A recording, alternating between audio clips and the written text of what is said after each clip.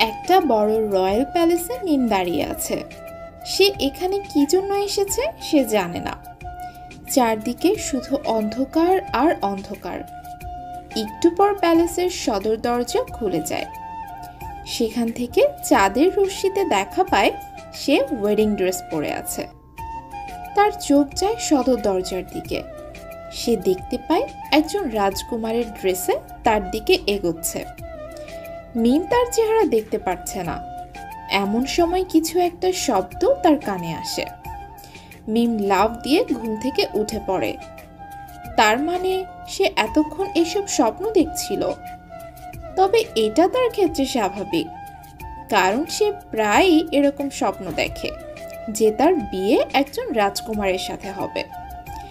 তবে সে ধন সম্পত্তিতে রাজকুমার নয়, বরং মনের দিক দিয়ে রাজকুমার হবে। মিম এইসব ভাবছিল। এমন সময় তার সৎ বোন রিমি ঘরে প্রবেশ করলো। কি রে, আবার সেই রাজকুমার? আর রাজকুমার স্বপ্ন দেখছিস নিশ্চয়ই। রাজকুমারের আশা ভুলে যা, কারণ রাজকুমার শুধু আমার ভাগ্যেই জুটবে, আর তোর ভাগ্যে জুটবে বস্তির খ্যাত ছেলেপুলেরা। মিম রিমির কথার উত্তরে কিছুই বলেনি, বলেও লাভ নেই, কারণ মিমের বাবা মা মিমের থেকে রিমিকে বেশি ভালোবাসে। মিমের মা মিমকে জন্ম দেওয়ার সময়ই মারা যায়। তখন মিমের বাবা আরেকজন মহিলাকে বিয়ে করে।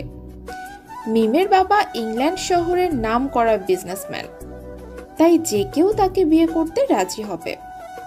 তেমনি একজন লোভী মহিলা মিমের বাবাকে নিজের রূপের জালে ফেলে বিয়ে করেছে। তাদের সন্তানই হলো রিমি। তবে মিমের বাবা কিংবা সৎ মা মিমকে তেমন অবজ্ঞা কখনো করেনি। কিন্তু মিম ছোটবেলা থেকে তার কাঙ্ক্ষিত ভালোবাসা পায়নি তার বাবা মার থেকে। এমনকি তার বোনও তাকে মাঝে মাঝে তাচ্ছিল্য করে। তবে মিম এসব কিছু নিয়ে ভাবে না, কারণ তার একদিন বিশ্বাস তার জন্য তার মনের মতো রাজকুমার আসবে। ইংল্যান্ডের সব থেকে বড় হোটেল দ্য রয়্যাল প্যালেসের মালিক মিস্টার জ্যাক আজ অসুস্থ হয়ে পড়েছেন। উনি ইউরোপের টপ 10 জন বিজনেসম্যানদের মধ্যে একজন এবং ইংল্যান্ডের মধ্যে 1 নাম্বার। আশ্চর্যের বিষয় হলো উনি বাংলাদেশে বংশোদ্ভূত। ওনার মা বাঙালি ছিল। ওনার বংশধর বলতে শুধু তার নাতি আছে। ওনার ছেলে মেয়ে অনেক আগেই একটা দুর্ঘটনায় মারা যায়। আজ তার 20 বছর পূর্ণ হলো। আজ পর্যন্ত তাকে কেউ দেখেনি, কারণ তার দাদু তাকে সব সময় সবার আড়ালে রেখে লালন পালন করেছে। তিনি তার নাতিকে মানুষের মতো মানুষ করতে চেয়েছেন, আর তিনি পেরেছেনও। তার নাতি ইংল্যান্ডে জনসাধারণ মানুষদের সাথেই বসবাস করে। তার দাদুর একটা মাত্র ভয়, আর সেটা হলো তিনি মারা যাবার পর তাদের ব্যবসায়ের কিছু বিশ্বাসঘাতকেরা সব ব্যবসা নিজেদের নামে করে নেবে। এমনকি এখন তিনি অসুস্থ হওয়ার পর তিনি সবার আসল চেহারা ধীরে ধীরে দেখতে পাচ্ছেন। সবাই শুধু ওনার মৃত্যুর অপেক্ষা করছেন। সবার ধারণা তার নাতি বখাটে বা খারাপ পথে চলে গেছে, তাই তিনি তার নাতিকে সবার চোখের আড়ালে রেখেছে। কিন্তু তিনি তার নাতিকে প্রোটেক্ট করার জন্য আড়ালে রেখেছেন। ইংল্যান্ডের একটা বস্তির মধ্যে আন্ডারওয়ার্ল্ডিং ফাইটিং হচ্ছে। এরকম আন্ডারওয়ার্ল্ড ফাইটিং প্রায় সব দেশেই হয়। এই ফাইটিং অবশ্যই বেআইনি। আজকে সবাই অনেক আনন্দ উল্লাসে ফাইট দেখতে এসেছে, কারণ আজকের ফাইটে অংশ নেবে ইংল্যান্ডের আন্ডারওয়ার্ল্ড ফাইটিং এর কিং থানোস। সবাই থানোস নামেই ডাকে। এই আন্ডারওয়ার্ল্ড ফাইটে কেউ নিজেদের আসল নাম প্রকাশ করে না। লোকেরাই নিজেদের পছন্দের নাম ব্যবহার করে থাকে। থানোস নামে ব্যক্তি দেখতে থানোসের মতো বিশাল দেহী আর থানোসের মতোই হিংস্র, তাই লোকজনও তার নাম থানোস রেখেছে। তার পুরো 12 বছরের ফাইটিং ক্যারিয়ারে আজ পর্যন্ত কেউ তাকে হারাতে পারেনি। থানোস আন্ডারওয়ার্ল্ড গ্রাউন্ডের ফাইটিং এরিয়ার প্রবেশ করলো। একের পর এক ফাইটারকে সে নিমিষেই উড়িয়ে দিল। কেউ তাকে চ্যালেঞ্জ করার সাহস পাচ্ছে না। সে চ্যালেঞ্জ করলো, কেউ যদি তাকে হারাতে পারে তাহলে সে 1 মিলিয়ন পাউন্ড পাবে। এত টাকার লোভেও কেউ হাত তুলতে পারছে না ভয়ের কারণে। ভিড়ের মধ্য থেকে আমি হাত তুললাম। সবাই সরে গেল আমার সামনে থেকে। আমি এগিয়ে এলাম ফাইটিং এরিয়ার দিকে। সবাই আমার সাহস দেখে অবাক না হয়ে পারছে না। 7 ফিটের থানুসের সামনে 5 ফিট 10 ইঞ্চির মানুষ দাঁড়িয়ে থাকলে সবাই অবাক তো হবেই। সবাই থানুস থানুস নামে চেয়ার করছে। থানুস আমার নাম জিজ্ঞাসা করলো। আমি আমার নাম স্লামডগস বললাম, আর আমি বস্তি থেকে এসেছি, তাই বস্তির নামই আমাকে স্যুট করে। ফাইটিং শুরু হলো। থানুস দাঁড়িয়ে আছে নিজের জায়গায়। সে সম্ভবত আমাকে তার দিকে আসার জন্য বলছে। আমি এগিয়ে গেলাম। থানুস আমাকে মারার জন্য আসতেই আমি লাফ দিয়ে তার পিছে চলে গেলাম। টার্গেট মিস হওয়ায় সে ক্ষিপ্ত হয়ে গেল। সে আমার উপর ঝাঁপিয়ে পড়লো, কিন্তু আমি লাফ দিয়ে সরে গেলাম। ফলে থানুস মাটিতে পড়ে যায়। এটাই সুযোগ থানুসকে আঘাত করার। আমি থানুসের ঘাড়ে লাফ দিয়ে আঘাত করলাম। মানুষের শরীরে যতই শক্তি থাকুক না কেন, কিন্তু সবার শরীরে কিছু কিছু অংশ থাকে তাদের দুর্বল জায়গা। তেমনি আমি থানুসের রগি বুকের বাম পাশে ও মাথার উপরে স্পাঞ্চ করলাম। তারপর আমি ফাইটিং এর বাইরে চলে যাই, কিন্তু থানুস এখনও দাঁড়িয়ে আছে। সবাই থানুসের নামেই চেয়ার করছে, কিন্তু চেয়ার আর বেশিক্ষণ স্থায়ী রইল না, কারণ থানুসের অবশ্য শরীর একটু পরেই মাটিতে পড়ে গেল। সবাই অবাক না হয়ে পারলই না। মাত্র 3টা পাঞ্চেই থানুসের মতো বিশাল দ্বীপ ফাইটারকে হারানো চারটিখানি কথা না। আমি 1 মিলিয়ন পাউন্ড পেলাম। আমি সেই টাকা নিয়ে একটা কুড়িঘরের ভিতরে গেলাম। আন্টি, গত সপ্তাহে আঙ্কেল আন্ডারগ্রাউন্ড ফাইটিংয়ে ফাইট করতে গিয়ে প্যারালাইজড হয়ে গিয়েছিল। আজ আমি সেই ফাইট করে জিতে 1 মিলিয়ন পাউন্ড পেয়েছি। এই টাকাটা আপনি রেখে দিন, আপনার পরিবারের এই টাকাটা অনেক জরুরি। আমি টাকাটা আন্টির হাতে তুলে দিয়ে বেরিয়ে এলাম। মাঝে মাঝে কিছু মানুষের খুশি দেখলেই প্রাণটা ভরে ওঠে আনন্দে। এইসব ভাবছি, এমন সময় আমার বেস্ট ফ্রেন্ড রাহুল আমার সামনে এসে দাঁড়ালো। দোস্ত, কি ফাইটটাই না করলি! থানোসকে তো তার নানির নাম মনে করিয়ে দিছিস, কিন্তু এত টাকা তুই বিলিয়ে দিলি এভাবে? এত টাকা তো আমার বাপেও একসাথে জীবনও দেখেনি। আরে দোস্ত, সবসময় টাকায় সব কিছু হয় না। মাঝে মাঝে টাকা বিলিয়ে দেখবি যে সেই টাকার থেকেও আনন্দটা অনেক বেশি মূল্যবান। অন্তত কিছু টাকা রেখে দিতে, আজকে না হয় পার্টি করতাম। তুই পার্টি করতে চাস? তাহলে চল, পার্টি কাকে বলে আজকে তোকে দেখাবো। আমি রাহুলকে নিয়ে চলে গেলাম একটা রেস্টুরেন্টে। সেখান থেকে অনেক খাবার কিনে বস্তিতে নিয়ে আসলাম। বস্তির সব গরিব বাচ্চাদের নিয়ে পার্টি করবো আজকে। রাতের সময় জনসন হাউসে মিম ও তার পুরো পরিবার বসে মিটিং করছে। তার বাবা মিস্টার জসিম ওরফে জন বসে আছেন, আর তার মেয়ে মিম ও রিমি বসে আছে তার সামনে। তার সাথে বসে আছেন মিসেস জন। মিম, তোমার বয়স 18 তো পেরোলো। এখন তোমার বিয়ের বয়স হয়ে গেছে। আমার মনে হয় তোমার বিয়ে করে ফেলা উচিত এখন। মিম তার সৎ মায়ের কথা শুনে থমকে গেল।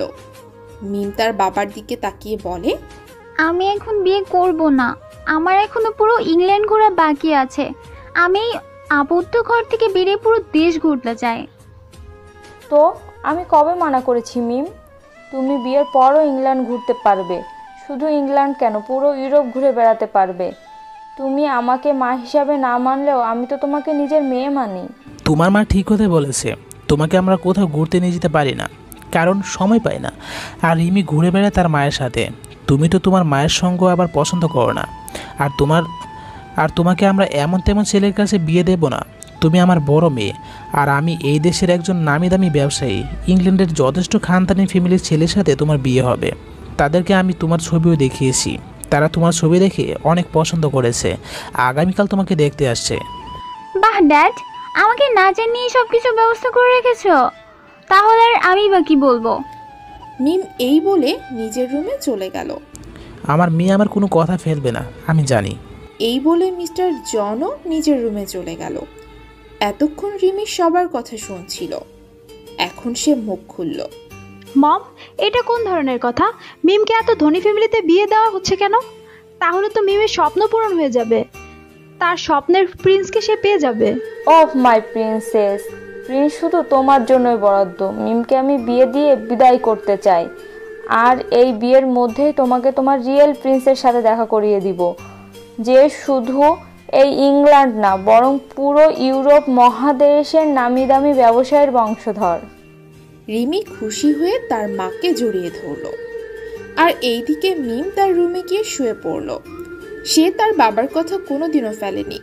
তার মায়ের মৃত্যুর পর থেকে সে সবার কথা মুখ বুজে সহ্য করে আসছে। মিস্টার জ্যাক তার মেনশনে শুয়ে আছেন। তার শরীর দিন দিন অনেক দুর্বল হয়ে যাচ্ছে। এমন সময় তিনি তার বেলকনিতে কারো অবয়ব দেখতে পেলেন। রাতের বেলা, বাহিরে বৃষ্টি হচ্ছে। বিদ্যুৎ চমকানোর আলোতে তিনি অবয়বের চেহারা দেখতে পেলেন। তার গম্ভীর মুখে হাসির রেখা ফুটে উঠল। কালো হুডি পরা একটি 20 বছরের ছেলে মিস্টার জ্যাকের বিছানার সামনে গিয়ে হাঁটু গেড়ে বসলেন। মিস্টার জ্যাক তার মাথায় হাত বুলিয়ে দিচ্ছে। দাদু ভাই, আমাকে মাফ করে দে। তোকে আমি এতদিন আমার কাছ থেকে দূরে রেখেছি, কিন্তু এখন সময় এসে গেছে তোকে সবার সামনে এনে সবার মুখ বন্ধ করে দেওয়ার। ইউর মাই সুপার হিরো দাদু। তোমাকে এখনো অনেক বছর বাঁচতে হবে আমার জন্য, আর আমি এখন প্রস্তুত আছি। কিন্তু তার আগে আমাকে ব্যবসায়ের সব কিছু সবার আড়ালে দেখতে হবে। সবার আসল চেহারা আমি মালিক হিসেবে নয়, বরং একজন সার্ভেন্ট কিংবা গরিব হয়ে দেখতে পারবো।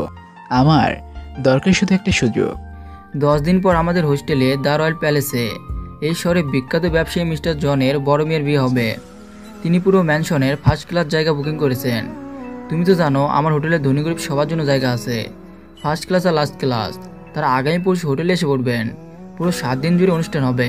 তুমি সেই সুযোগে সবার সাথে মিশে যেতে পারবে। তাহলে এখন শুধু সময়ের অপেক্ষা। এই কথাটা বলেই ছেলেটি বেলকনি দিয়ে লাফ দিল।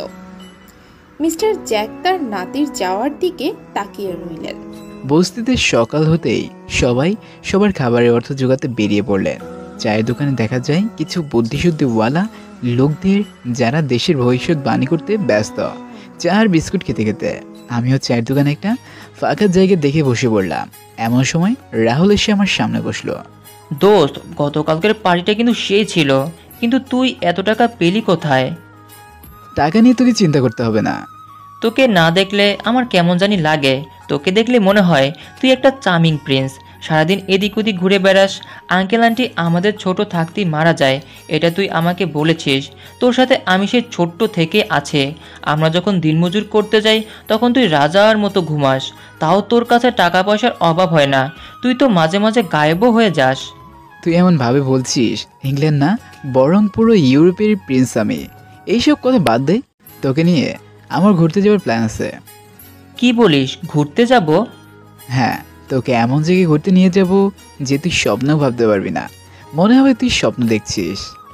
তুই এমনভাবে বলছিস যেন আমাকে ইংল্যান্ডের সবথেকে বড় হোটেল দি রয়্যাল প্যালেসে নিয়ে যাবে। আমি যদি বলি সেখানেই নিয়ে যাব। রাহুল আমার দিকে হাঁ হয়ে তাকিয়ে আছে। আচ্ছা আচ্ছা, তুই সময় হলে দেখতে পাবে আমরা কোথায় যাব। তুই শুধু আগামী 1 সপ্তাহের জন্য ব্যাগ প্যাক করে রাখবি। আমরা আগামীকালই রওনা দেব। আজকে জনসন ম্যানশনে অনেক আনন্দ হচ্ছে, কারণ তাদের ফ্যামিলির বড় মেয়ের বিয়ে হবে। পুরো ম্যানশন সাজানো হয়েছে অনেক সুন্দর করে। মিস্টার জনসন, মিসেস জনসন ও তাদের মেয়ে মিম ও রিমি বসে আছে কারুকাজ করা সোফায়। তাদের সামনে বসে আছে ইংল্যান্ডের অন্যতম নামি দামি ব্যবসায়ী নিক জর্জ। নিক হলো একজন ইউথ আইকন, যে তার বুদ্ধিমত্তাকে কাজে লাগিয়ে তার বাবা দাদার ব্যবসাকে 2 থেকে 3 গুণ বৃদ্ধি করেছে কয়েক বছরের মধ্যে। নিকের পরিবারে শুধু তার মা মিসেস জর্জ আছে। তো মিসেস জর্জ, আমাদের পরীর মতো মেয়েকে কি আপনার পছন্দ হয়েছে? কি যে বলেন না মিসেস জনসন, মিমকে আমাদের অনেক পছন্দ হয়েছে। আমার মনে হয় নিকেরও অনেক পছন্দ হয়েছে, তাই না নিক? ও হ্যাঁ, মিমকে আমার অনেক পছন্দ হয়েছে। আমার মনে হয় আমাদের কিছুক্ষণ একা কথা বলা উচিত, যাতে আমরা নিজেদের মধ্যকার দূরত্বকে আরো কমিয়ে আনতে পারি। কেন নয় মিম ডিয়ার, নিককে তোমার রুমে নিয়ে যাও।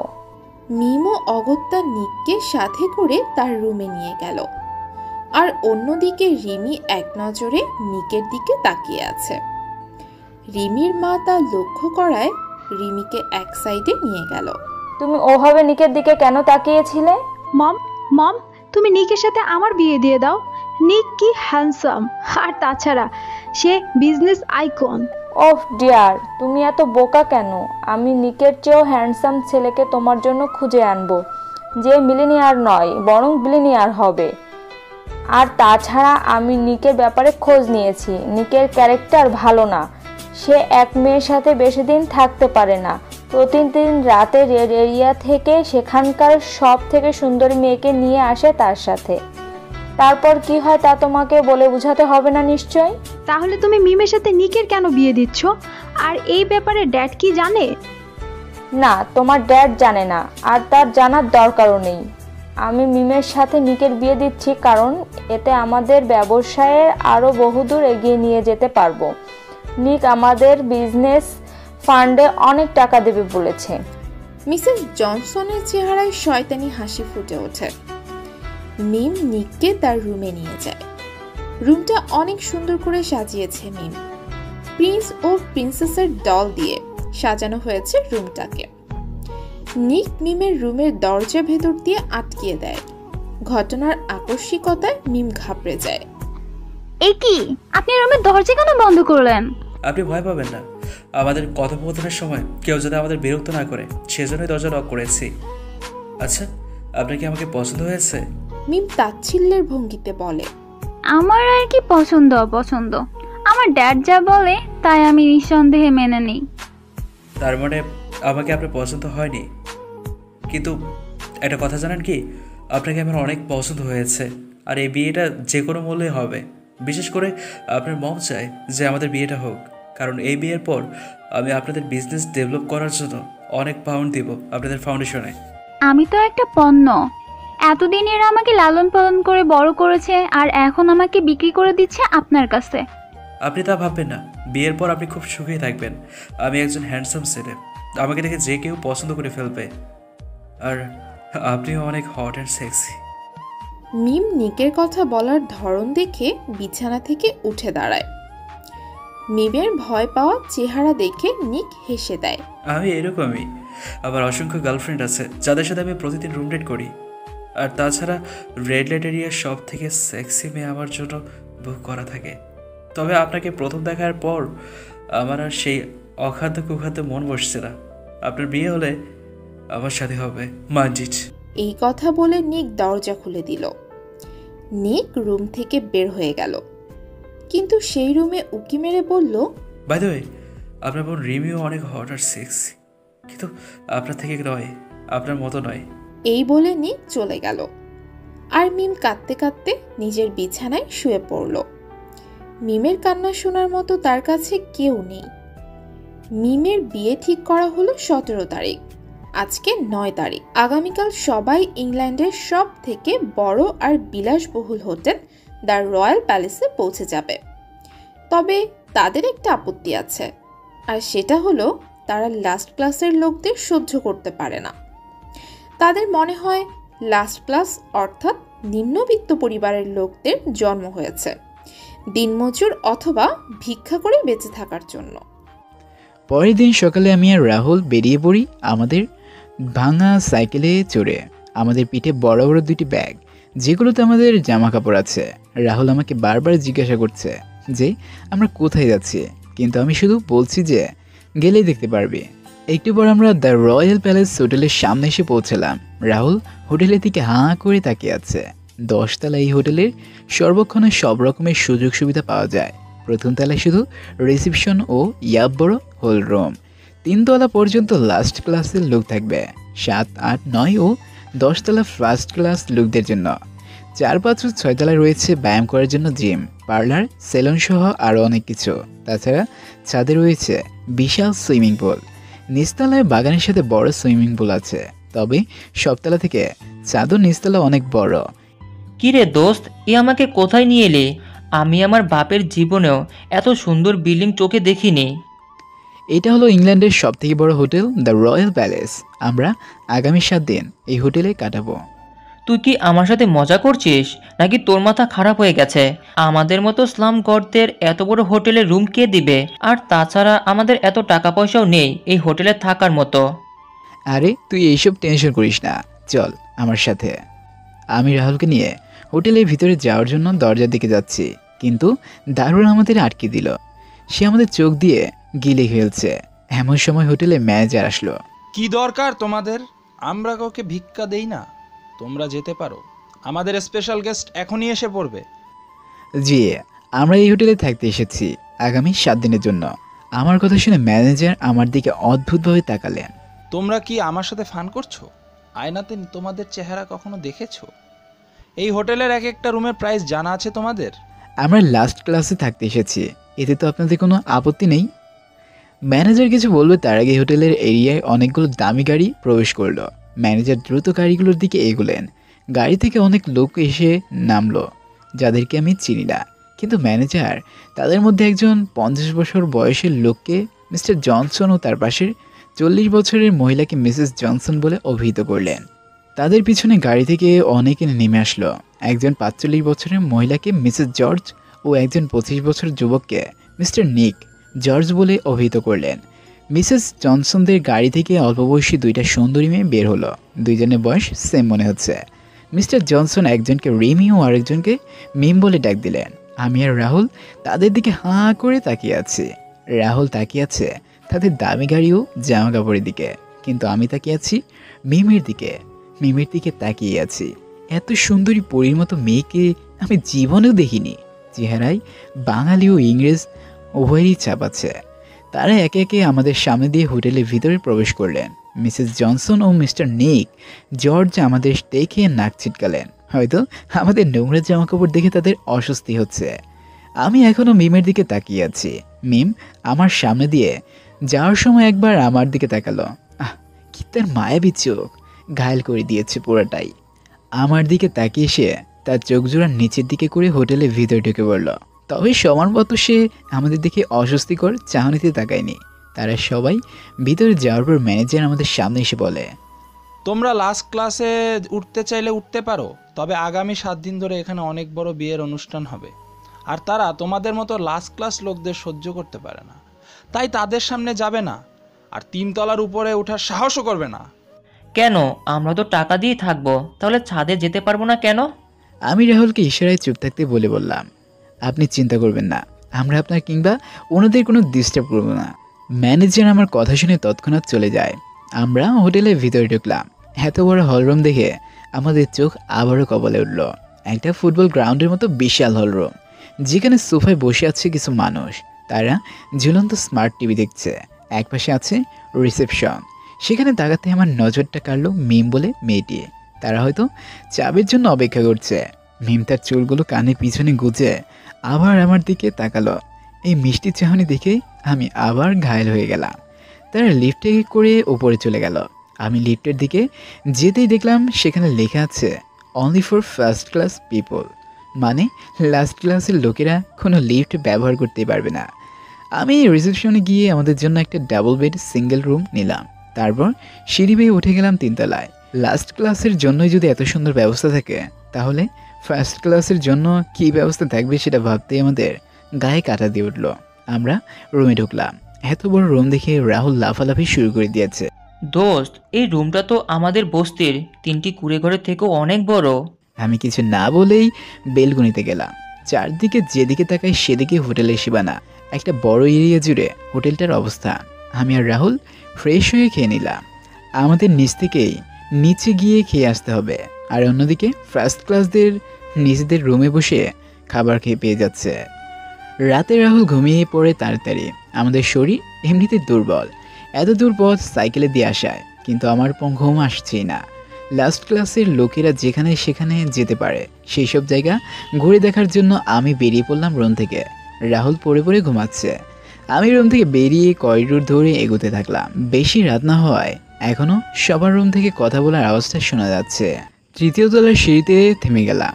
এখান থেকে উপরে গেলে ফার্স্ট ক্লাস লোকদের এরিয়ায় প্রবেশ করব, কিন্তু তার আগে আমাকে দেখতে হবে লাস্ট ক্লাসের লোকেরা কীরকমভাবে জীবনযাপন করে। আমি 2য় তলায় নেমে করিডোর ধরে এগোচ্ছি। এমন সময় আমার সাথে আমার সমবয়সী একজনের সাথে পরিচয় হলো। তার থেকেই জেনে নিলাম যে লাস্ট ক্লাসের লোকেরা এই হোটেলে নিজেদেরই একটা আলাদা দুনিয়া বানিয়ে নিয়েছে। আমিও তার পিছু পিছু সেই জায়গায় গেলাম। 1 তলায় নেমে হোটেলের পিছনে বাগানে পেরিয়ে একটা বড় হলরুম আছে, যা লাস্ট ক্লাস লোকদের জন্য বরাদ্দ। এখানে এসে জানতে পারলাম এই হোটেলে মালিক মিস্টার জ্যাক ফার্স্ট ক্লাস লোকদের মতো লাস্ট ক্লাসের জন্য অনেক সুযোগ সুবিধা করে রেখেছে। হলরুমে প্রবেশ করার সাথে সাথে দেখতে পেলাম এক আলাদা দুনিয়া। আমরা বস্তিতে যেরকম মজা আনন্দ করি, এখানেও সেরকম সবাই আনন্দ করছে।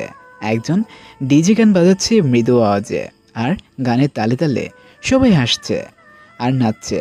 বুড়ো থেকে যুবক যুবতী, বাচ্চা ছেলে থেকে বাচ্চা মেয়ে, সবাই নিজেদের মতো করে আনন্দ করছে। আমিও সবার সাথে সময় কাটাতে থাকি। এই জায়গাটা একটা ক্লাবের মতো বললেও চলে। মিম তার রুমে শুয়ে আছে। তার কিছুতেই ঘুম আসছে না। সে বেলকনিতে গিয়ে দাঁড়ায়। চাঁদনি রাতে আশেপাশের দৃশ্য খুবই মনোরম লাগছে তার কাছে। এমন সময় তার রুমের দরজায় কেউ নক করলো। এত রাতে রিমি ব্যতীত আর কেউ আসবে না, এই ভেবে মিম রুমের দরজা খুলে দিল। দরজা খুলে দেওয়ার সাথে সাথে নিক ঢুলে ঢুলে রুমে ঢুকে পড়ল। এ কি, আপনি এত রাতে এখানে কেন? নিক কিছু না বলে রুমের দরজা লাগিয়ে দিল। নিকের মুখ থেকে তীব্র মদের গন্ধ পাচ্ছে মিম। আপনি নেশা করে এসেছেন? আপনি আমার রুম থেকে এক্ষুনি বের হয়ে যান। নিক একটা শয়তানি হাসি দিয়ে বলে, আমি তো বের হয়ে যাওয়ার জন্য রুমে আসিনি। তোমাকে দেখার পর আমার আর কোনো নেশাই ধরছে না। তোমার রূপের নেশায় যে আমি আসক্ত হয়ে গেছি, একদম আসক্ত হয়ে গেছি। আমার এখন নেশা কাটাতে তোমাকেই চাই। এই বলেই নিক মিমের দিকে এগোতে থাকে। মিমও পিছু পা হতে থাকে। আপনি আমার দিকে কেন এগোচ্ছেন? আপনি দয়া করে এই রুম থেকে চলে যান। মিম ভয়ার্ত গলার কথাটি বলল, কিন্তু মিমের কথা যেন নিকের কানেই যায়নি। নিক বলে, তোমার সাথে আমার বিয়ের কথা ঠিক হওয়ার পর আমি আর কোনো মেয়ের সাথে রুম ডেট করিনি, কিন্তু আজকে আর সহ্য হচ্ছে না, তাই তোমার সাথে আজকে ফুর্তি করব। মিম নিককে ধাক্কা দিয়ে রুমের দরজার লক খুলে রুম থেকে বের হয়ে যায়। সে 9 তলা থেকে 7 তলায় সিঁড়ি বেয়ে নেমে পড়ে, কিন্তু পেছনে নিককে না আসতে দেখে সে চুপি চুপি সিঁড়ি বেয়ে উঠে পড়ে। 8 তলায় রিমির রুমের সামনে দিয়ে যেতেই রিমির রুমের ভেতর থেকে গোংরানির শব্দ শুনতে পেল মিম। রিমির রুমের দরজা এত রাতে খোলা দেখে সে আরো অবাক হলো। মিম রিমির দরজা হালকা ফাঁক করে দেখে তার হবু বর নিক তার সৎ বোন রিমির সাথে সঙ্গম করছে। এই দৃশ্য দেখে মিম হতবাক হয়ে গেল। রিমি যে নিককে পছন্দ করত এটা মিম রিমির চোখ দেখেই বুঝে গেছিল, কিন্তু তাই বলে সে নিকের সাথে বেড শেয়ার করবে? এই দৃশ্য সে সহ্য করতে না পেরে সে দৌড়ে সিঁড়ি বেয়ে ওপরের দিকে চলে গেল। 9 তলায় তার রুম পেরিয়ে 10 তলায় তার বাবা মার রুম পেরিয়ে সে সোজা ছাদে চলে গেল। ছাদের দেয়ালের এক কোণে বসে বসে কাঁদতে থাকে। নিক রিমির সাথে সেক্স করছে বলে সে কাঁদছে না, বরং তার বিয়ে একটা জানোয়ারের সাথে হচ্ছে বলে সে কাঁদছে। কিন্তু সে কাকে কি বলবে? রাত পেরোলে পরের দিন এসে পড়বে, অতঃপর পরের দিন অর্থাৎ পরশু তাদের এঙ্গেজমেন্ট। আমি ছোট ছেলে মেয়েদের সাথে নাচতে নাচতে ভীষণ ক্লান্ত হয়ে গেছি। ছেলে মেয়েদেরও ভীষণ ঘুম পাচ্ছে, তাই আমি তাদেরকে ঘুমোতে পাঠিয়ে দিলাম। সবাই নিজ নিজ রুমে চলে যাচ্ছে। আমিও বেরিয়ে পড়লাম হল রুম থেকে।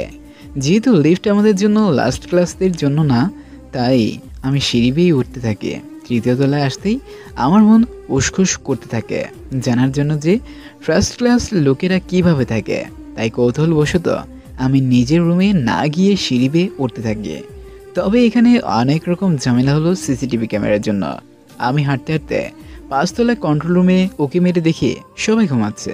বাহ, এই নাকি দেশের সব থেকে বড় হোটেল, যেখানকার সব সিকিউরিটি ম্যান ঘুমাচ্ছে। কথাগুলো ভাবতে ভাবতে আমি এগোতে থাকি। হঠাৎ আমার খেয়াল আসে যে আমি লিফটে ব্যবহার করেই উপরে উঠতে পারি, কিন্তু সেই খেয়াল সেখানে মাটি চাপা দিয়ে দেই, কারণ লিফটে আমাদের সোজাসাপটা উপরে নিয়ে যাবে আর করিডোর ধরে এগুলো সব জায়গায় নিজ চোখে দেখতে পারবো। আমি সিঁড়ি বেয়ে এগোতে থাকি। Gym, parlour, disco, salon, club ইত্যাদি পার হয়ে 7 তলায় আসলাম। এখান থেকেই ফার্স্ট ক্লাস লোকদের রুম শুরু হয়।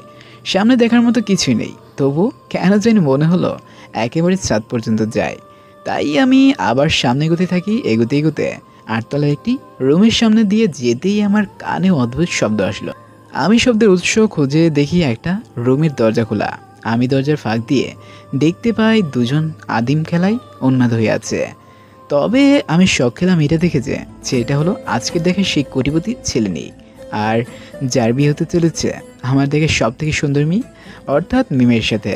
আর নিক মিমের সাথে সেক্স করছে। না, এই দৃশ্য দেখা আমার পক্ষে সম্ভব না। আমি রুম থেকে চোখ সরাবো এমন সময় মেয়েটির চেহারা দেখে আমি টাসকে খেলাম। আরে এটা তো মিম না, এটা তো মিমের বোন রিমি। আমি চোখ সরিয়ে এগোতে থাকি সামনের দিকে আর ভাবতে থাকি বড় লোকদের সব অদ্ভুত কারবার। যার সাথে বিয়ে হবে কিছুদিন পর তার বোনের সাথে কিনা বেড শেয়ার করছে। বাহ, কি ক্যারেক্টার মাইরি। এইসব ভাবতে ভাবতে ছাদের সামনে এসে পড়ি। পা ব্যথা হয়ে গেছে এত দূর আস্তে আস্তে। ছাদে তো কেউ নেই, তাহলে ছাদে কি লাভ নেই। যেই চলে যাব তখনই আমার কানে কারো কান্নার আওয়াজ আসলো। কণ্ঠে একজন মেয়ের। এত রাতে ছাদ থেকে একটি মেয়ের কান্নার আওয়াজ কিভাবে আসবে? ভূত নয় তো? না না, ভূত না, পেতনি হবে সম্ভবত। দূর, কী সব ভাবছি আমি। ভূত পেতনি বলতে কিছুই নেই। মনে কৃত্রিম সাহস জুগিয়ে ছাদে চলে গেলাম। ছাদে গিয়ে আমি আরও অবাক। নিচের হলরুম থেকে ছাদ আরও বিশাল। এক পাশে বিশাল সুইমিং পুল, আরেক পাশে বাগান, অন্যদিকে খোলা জায়গা। আমি কান্নার আওয়াজ অনুসরণ করতে করতে খোলা জায়গায় চলে যাই। সেখানে গিয়ে দেখি একটি মেয়ে ছাদের দেয়াল ঘেঁষে খোলা আকাশের দিকে তাকিয়ে কান্না করছে। আমার উল্টো দিকে তাকিয়ে থাকায় আমি মুখ দেখতেই পারছি না। আমি ঘড়িতে টাইমটা দেখি রাত 2টা বাজে। এই নির্জন ছাদে এসেছেন, তার মানে আপনার ভয় বলতে কিছুই নেই। আমার কথা শুনে মেয়েটি আমার দিকে ঘুরে তাকায়। আমি মেয়েটিকে দেখে আরও অবাক, কারণ এই মেয়েটি তো মিম, যাকে দেখে আমি ক্রাশ খেয়েছি। এই চাঁদনি রাতে চাঁদের আলো শুধু মিমের মুখে পড়েছে, ফলে তাকে দেখতে আরও রূপবতী মনে হচ্ছে।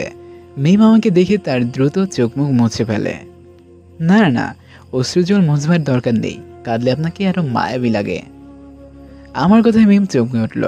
এক্সকিউজ মি, আপনি কে আর এখানে কি করছেন? আমাকে কি চিনতে পারছেন না? মিম একটু ভেবে বলে। আপনাকে সকালে রিসেপশনে দেখছিলাম। আপনি তো লাস্ট ক্লাসের লোক, তাহলে এখানে কি করছেন? যাব বাবা, আমি ভেবেছিলাম আপনি ওইসব বড়লোকদের মতো অমানুষ নন, কিন্তু এখন দেখি আপনিও সেই বড়লোকদের মতোই হৃদয়হীন। না না, আমি সেটা বলতে চাইনি। এত রাতে আপনাকে এখানে দেখে চমকে গেছি, তাই জিজ্ঞেস করলাম। একই প্রশ্ন তো আমিও করতে পারি। এত রাতে আপনি এই ছাদে এসে কান্না করছেন কেন? কারণটা কি জানতে পারি? আমি কোথায় কান্না করছিলাম? আমার ঘুম আসছিল না, তাই এখানে এসে প্রকৃতির সৌন্দর্য উপভোগ করতেছিলাম। হায় হায়, নিজের হবু স্বামী যদি নিজের বোনের সাথে বেড শেয়ার করে, তাহলে মন মানসিকতা কি আর ভালো থাকে? আমি আন্দাজে ঢিল মারলাম। জানি না মিম জানে কি না, কিন্তু আমার কথা শুনে মিম ঘাবড়ে উঠল। তার মানে ঢিলটা ঠিক জায়গায় লেগেছে। আপনি কি সব আবুল-তাবুল কথা বলতেছেন? আমার কথা শুনে আপনি বিচলিত হয়ে গেছিলেন, তার মানে আমি যা বলছি তা সত্যি, আর আপনি জানেন। মিম আমার কথা শুনে চুপ হয়ে গেল। তার চোখ থেকে অশ্রু গড়িয়ে পড়তে থাকে। আপনি প্লিজ কাঁদবেন না, আপনাকে কাঁদতে দেখে আমার ভালো লাগছে না। কাঁদবো না তো কি করব? আমি এখন পিঞ্জিরাবদ্ধ পাখির মতো। নিজের কোনো স্বাধীনতা নাই। আমার বিয়ে এমন একজনের সাথে হচ্ছে যে কিনা আমার বোনের সাথেই। এতটুকু বলে আবার কাঁদতে থাকে। তাহলে আপনি আপনার বাবা মায়ের কাছে বলে দিচ্ছেন না কেন যে আপনি মিস্টার নিককে বিয়ে করবেন না? আমার প্রশ্ন শুনে মিম অসহায়ত্বের সুরে বলল, এই কাজটা যদি আমি পারতাম তাহলে অনেক আগেই করতাম। আমি আমার বাবাকে খুবই সম্মান করি, তার কথার বিরুদ্ধে আমি কখনো যেতে পারবো না। আমি মিমের কথা শুনে চুপ হয়ে গেলাম। মিমের সাথে কথা বলে এতটুকু তো বুঝলাম যে মিম পরিস্থিতির শিকার। আমি কেন আপনাকে এসব বলতেছি? আর তাছাড়া আপনি দ্রুত চলে যান এখান থেকে। ফার্স্ট ক্লাসের কেউ আপনাকে দেখলে ঝামেলা হয়ে যেতে পারে। এই বলে মিম ছাদ থেকে চলে গেল। আমি মিমের যাওয়ার দিকে তাকিয়ে আছি। আমি মনে মনে নিজেকে বলি, রাকিব, তোর এখন অনেক কাজ। এইসব ঝামেলা থেকে মিমকে উদ্ধার করে তোর নিজের করে নিতে হবে। তুই পারিস মিমকে সুখময় জীবন দিতে। এইসব ভেবে আমার মনে পড়লো আমার মতো বস্তির খ্যাত কীভাবে কোটিপতির মেয়ে মিমকে সুখ দিতে পারে। এইসব ভাবতে ভাবতে নিচে নেমে এলাম। তবে এখন সিঁড়ি বেয়ে নামার শক্তি নেই, তাই লিফটের কাছে গেলাম। লিফটের ভিতরে গিয়ে দেখি লিফটম্যান এখনও ঘুমাচ্ছে। এই সুযোগে আমি লিফট ব্যবহার করে 3 তলায় নেমে পড়লাম। তবে লিফটে সিসিটিভি ক্যামেরায় অবশ্যই আমার ছবিটা ফুটে উঠেছে, তাই আমি কন্ট্রোল রুমে গিয়ে আমি যেসব পয়েন্টে দিয়ে গেছি সেসব পয়েন্টের ফুটেজগুলো ডিলিট করে দিলাম। তারপর নিজের রুমে গিয়ে আরামসে একটা ঘুম দিলাম, কারণ আগামীকাল থেকে যে আমার অনেক কাজ। আমার মনে এখন শুধু মিমেরই বসবাস। সকালে ঘুম থেকে উঠে দেখি রাহুল আগেই উঠে গেছে, আর এটাই স্বাভাবিক, কারণ আমি রাতে অনেক দেরি করে ঘুমিয়েছি। আমিও ফ্রেশ হয়ে নিচে খেতে চলে গেলাম। আমার চোখে শুধু মিম কেক হচ্ছিল, কিন্তু পরক্ষণে মনে পড়ে গেল যে ফার্স্ট ক্লাসের জন্য ঘরেই তাদের খাবার পৌঁছে দেওয়া হয়। তাই আমি আর না ভেবে খেতে শুরু করলাম। মিম খেয়ে দিয়ে সুজন রিমির রুমে চলে গেল। হঠাৎ মিমের আগমনে রিমি অবাক হয়ে গেল। হে কি, তুই এখানে এখানে এই সময়? আমি তোকে শুধু এইটুকু বলতে এসেছি যে তোর যদি নিককে ভালোই লাগে তাহলে তাকে বিয়ে করে ফেল না। এভাবে রাতে বেড শেয়ার করার কি মানে আছে? তুই যেহেতু জেনে গেছিস তাহলে এটাও জেনে নে যে নিক আমার ক্রাশ। নিকের মতো হ্যান্ডসাম ছেলের সাথে যে কেউ হ্যাং আউট করতে চাইবে, তবে আমি নিককে বিয়ে করব না। মম তো আমার জন্য আরও বড় লোক আর হ্যান্ডসাম ছেলে খুঁজছে। এই হোটেলের মালিকের নাতি, অর্থাৎ পুরো ইউরোপের টপ কোটিপতির মধ্যে একজন তার বংশধর। তুই যাকে ইচ্ছে তাকে বিয়ে কর, আই ডোন্ট কেয়ার। মিম রেগে মেগে রিমির রুম থেকে বের হয়ে যায়। পথে মধ্যে মিমের সাথে তার বাবা মিস্টার জনসনের সাথে দেখা হয়। মিম, আগামীকাল যেহেতু তোমার সাথে নিকের এঙ্গেজমেন্ট, তাই আজকে সন্ধ্যা একটা পার্টি অ্যারেঞ্জ করেছি। তুমি ঠিক সময় রেডি হয়ে নিও। মিম কিছু না বলে নিজের রুমে চলে গেল। আমি আর রাহুল হোটেলে ঘুরে ফিরে দেখছি। আমার এখনও যেন মনে হচ্ছে যে আমি স্বপ্ন দেখছি। আমি এখনও বিশ্বাস করতে পারছি না যে আমি এই হোটেলে এক রাত থেকেছি। আরও 6 রাত বাকি আছে। তাছাড়া তুই এই হোটেলের রাতের কথা জানিস না। গতকাল তুই গরুর মতো ঘুমিয়েছিস, অথচ আমি এই হোটেলের আসল চমকটা গতকালই দেখেছি। বড় থেকে ছোট সবাই পার্টি করে রাতে। সেই পার্টি দেখলে মনে করবি ফার্স্ট ক্লাস লোকদের চেয়ে লাস্ট ক্লাস লোকেরাই বেশি আরামে এসে থাকে। আরে তাহলে তো আজকে আমিও পার্টি করব। আজকে ফার্স্ট ক্লাসের লোকেরা তাদের পার্টি করবে আর আমরা লাস্ট ক্লাসের লোকেরা নিজেদের পার্টি করব। ফার্স্ট ক্লাসের পার্টি মানে? আরে তুই জানিস না যে আজকে সন্ধ্যায় বড়লোকদের পার্টি হবে ছাদে? শুনিসনি কার যেন এঙ্গেজমেন্টের পার্টি হবে? আমি রাহুলের কথা শুনে বললাম যে আজকে মিমের এঙ্গেজমেন্টের পার্টি হবে, তাহলে আজকে তো আমাকে পার্টিতে যেতেই হবে। সন্ধ্যা হতেই মিম চলে গেল ছাদে। অনেক সুন্দর করে ছাদটা সাজানো হয়েছে। আর অন্যদিকে আমিও রেডি হয়ে পড়লাম।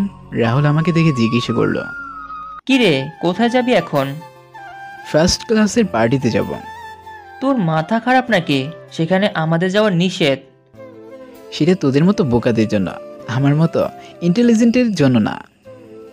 আমি রুম থেকে বের হয়ে পড়লাম। সিঁড়ি বেয়ে এগোতে থাকি। আজকে যেহেতু ছাদে পার্টি হচ্ছে, তাই পুরো হোটেলের কোটিপতি গ্রাহকেরা ছাদে আছে। আমিও চুপি চুপি চলে গেলাম। আমি ছাদে যাওয়ার পর সবার চোখ আড়ালে বাগানের দিকে গেলাম। আশেপাশে তাকিয়ে দেখি সবাই অনেক দামি দামি জামা কাপড় পরেছে। আমি নিজের দিকে তাকিয়ে দেখি একটা পুরানো শার্ট, কম দামি প্যান্ট আর স্যান্ডেল। এক কোণে বদমাস ম্যানেজারকেও দাঁড়িয়ে থাকতে দেখলাম। আমার চোখ শুধু এখন মিমকে খুঁজছে। সবাই ড্রিঙ্ক করছে। হঠাৎ দেখতে পেলাম মিম তার বাবা মায়ের সাথে দাঁড়িয়ে আছে।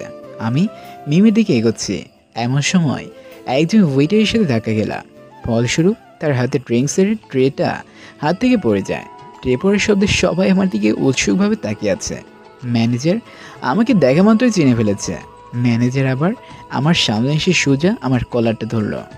তোকে আমি আগেও বলেছিলাম যে তুই ফার্স্ট ক্লাসদের এরিয়ায় আসবি না, কিন্তু তুই তো সোজা ছাদে চলে এসেছিস। ম্যানেজারের কথায় মিম ও নিকির পরিবার আমার কাছে আসে। কি হয়েছে manager? I am sorry sir, এই লাস্ট ক্লাসের ছেলে আপনাদের পার্টিতে চলে এসেছে। দেখে তো বস্তির ছেলে বলে মনে হচ্ছে। আপনারা এই হোটেলে এদের মতো খ্যাতদের কেন থাকতে দেন? আমি কি করব স্যার, আমাদের এই হোটেলের মালিক মিস্টার জ্যাক গরিবদের অনেক ভালোবাসেন, তাই তিনি গরিবদের থাকার জন্য রুম বানিয়েছেন। তবে তারা ফার্স্ট ক্লাস এরিয়ায় প্রবেশ করতে পারবে না। কিন্তু এই স্ল্যাম ডগ আপনাদের পার্টিতে আসার দুঃসাহস দেখিয়েছে। আমি এখন কি করব বুঝতেছি না। এমন সময় আমার মাথায় একটা প্ল্যান আসলো। আমি মিমের দিকে তাকিয়ে বললাম, মিম আপনি কিছু বলবেন না? আমার প্রশ্ন শুনে সবাই অবাক হয়ে যায়। আর মিম আমার দিকে তাকালো। মিম আমার দিকে বিস্ময়সূচক দৃষ্টিতে তাকিয়ে আছে।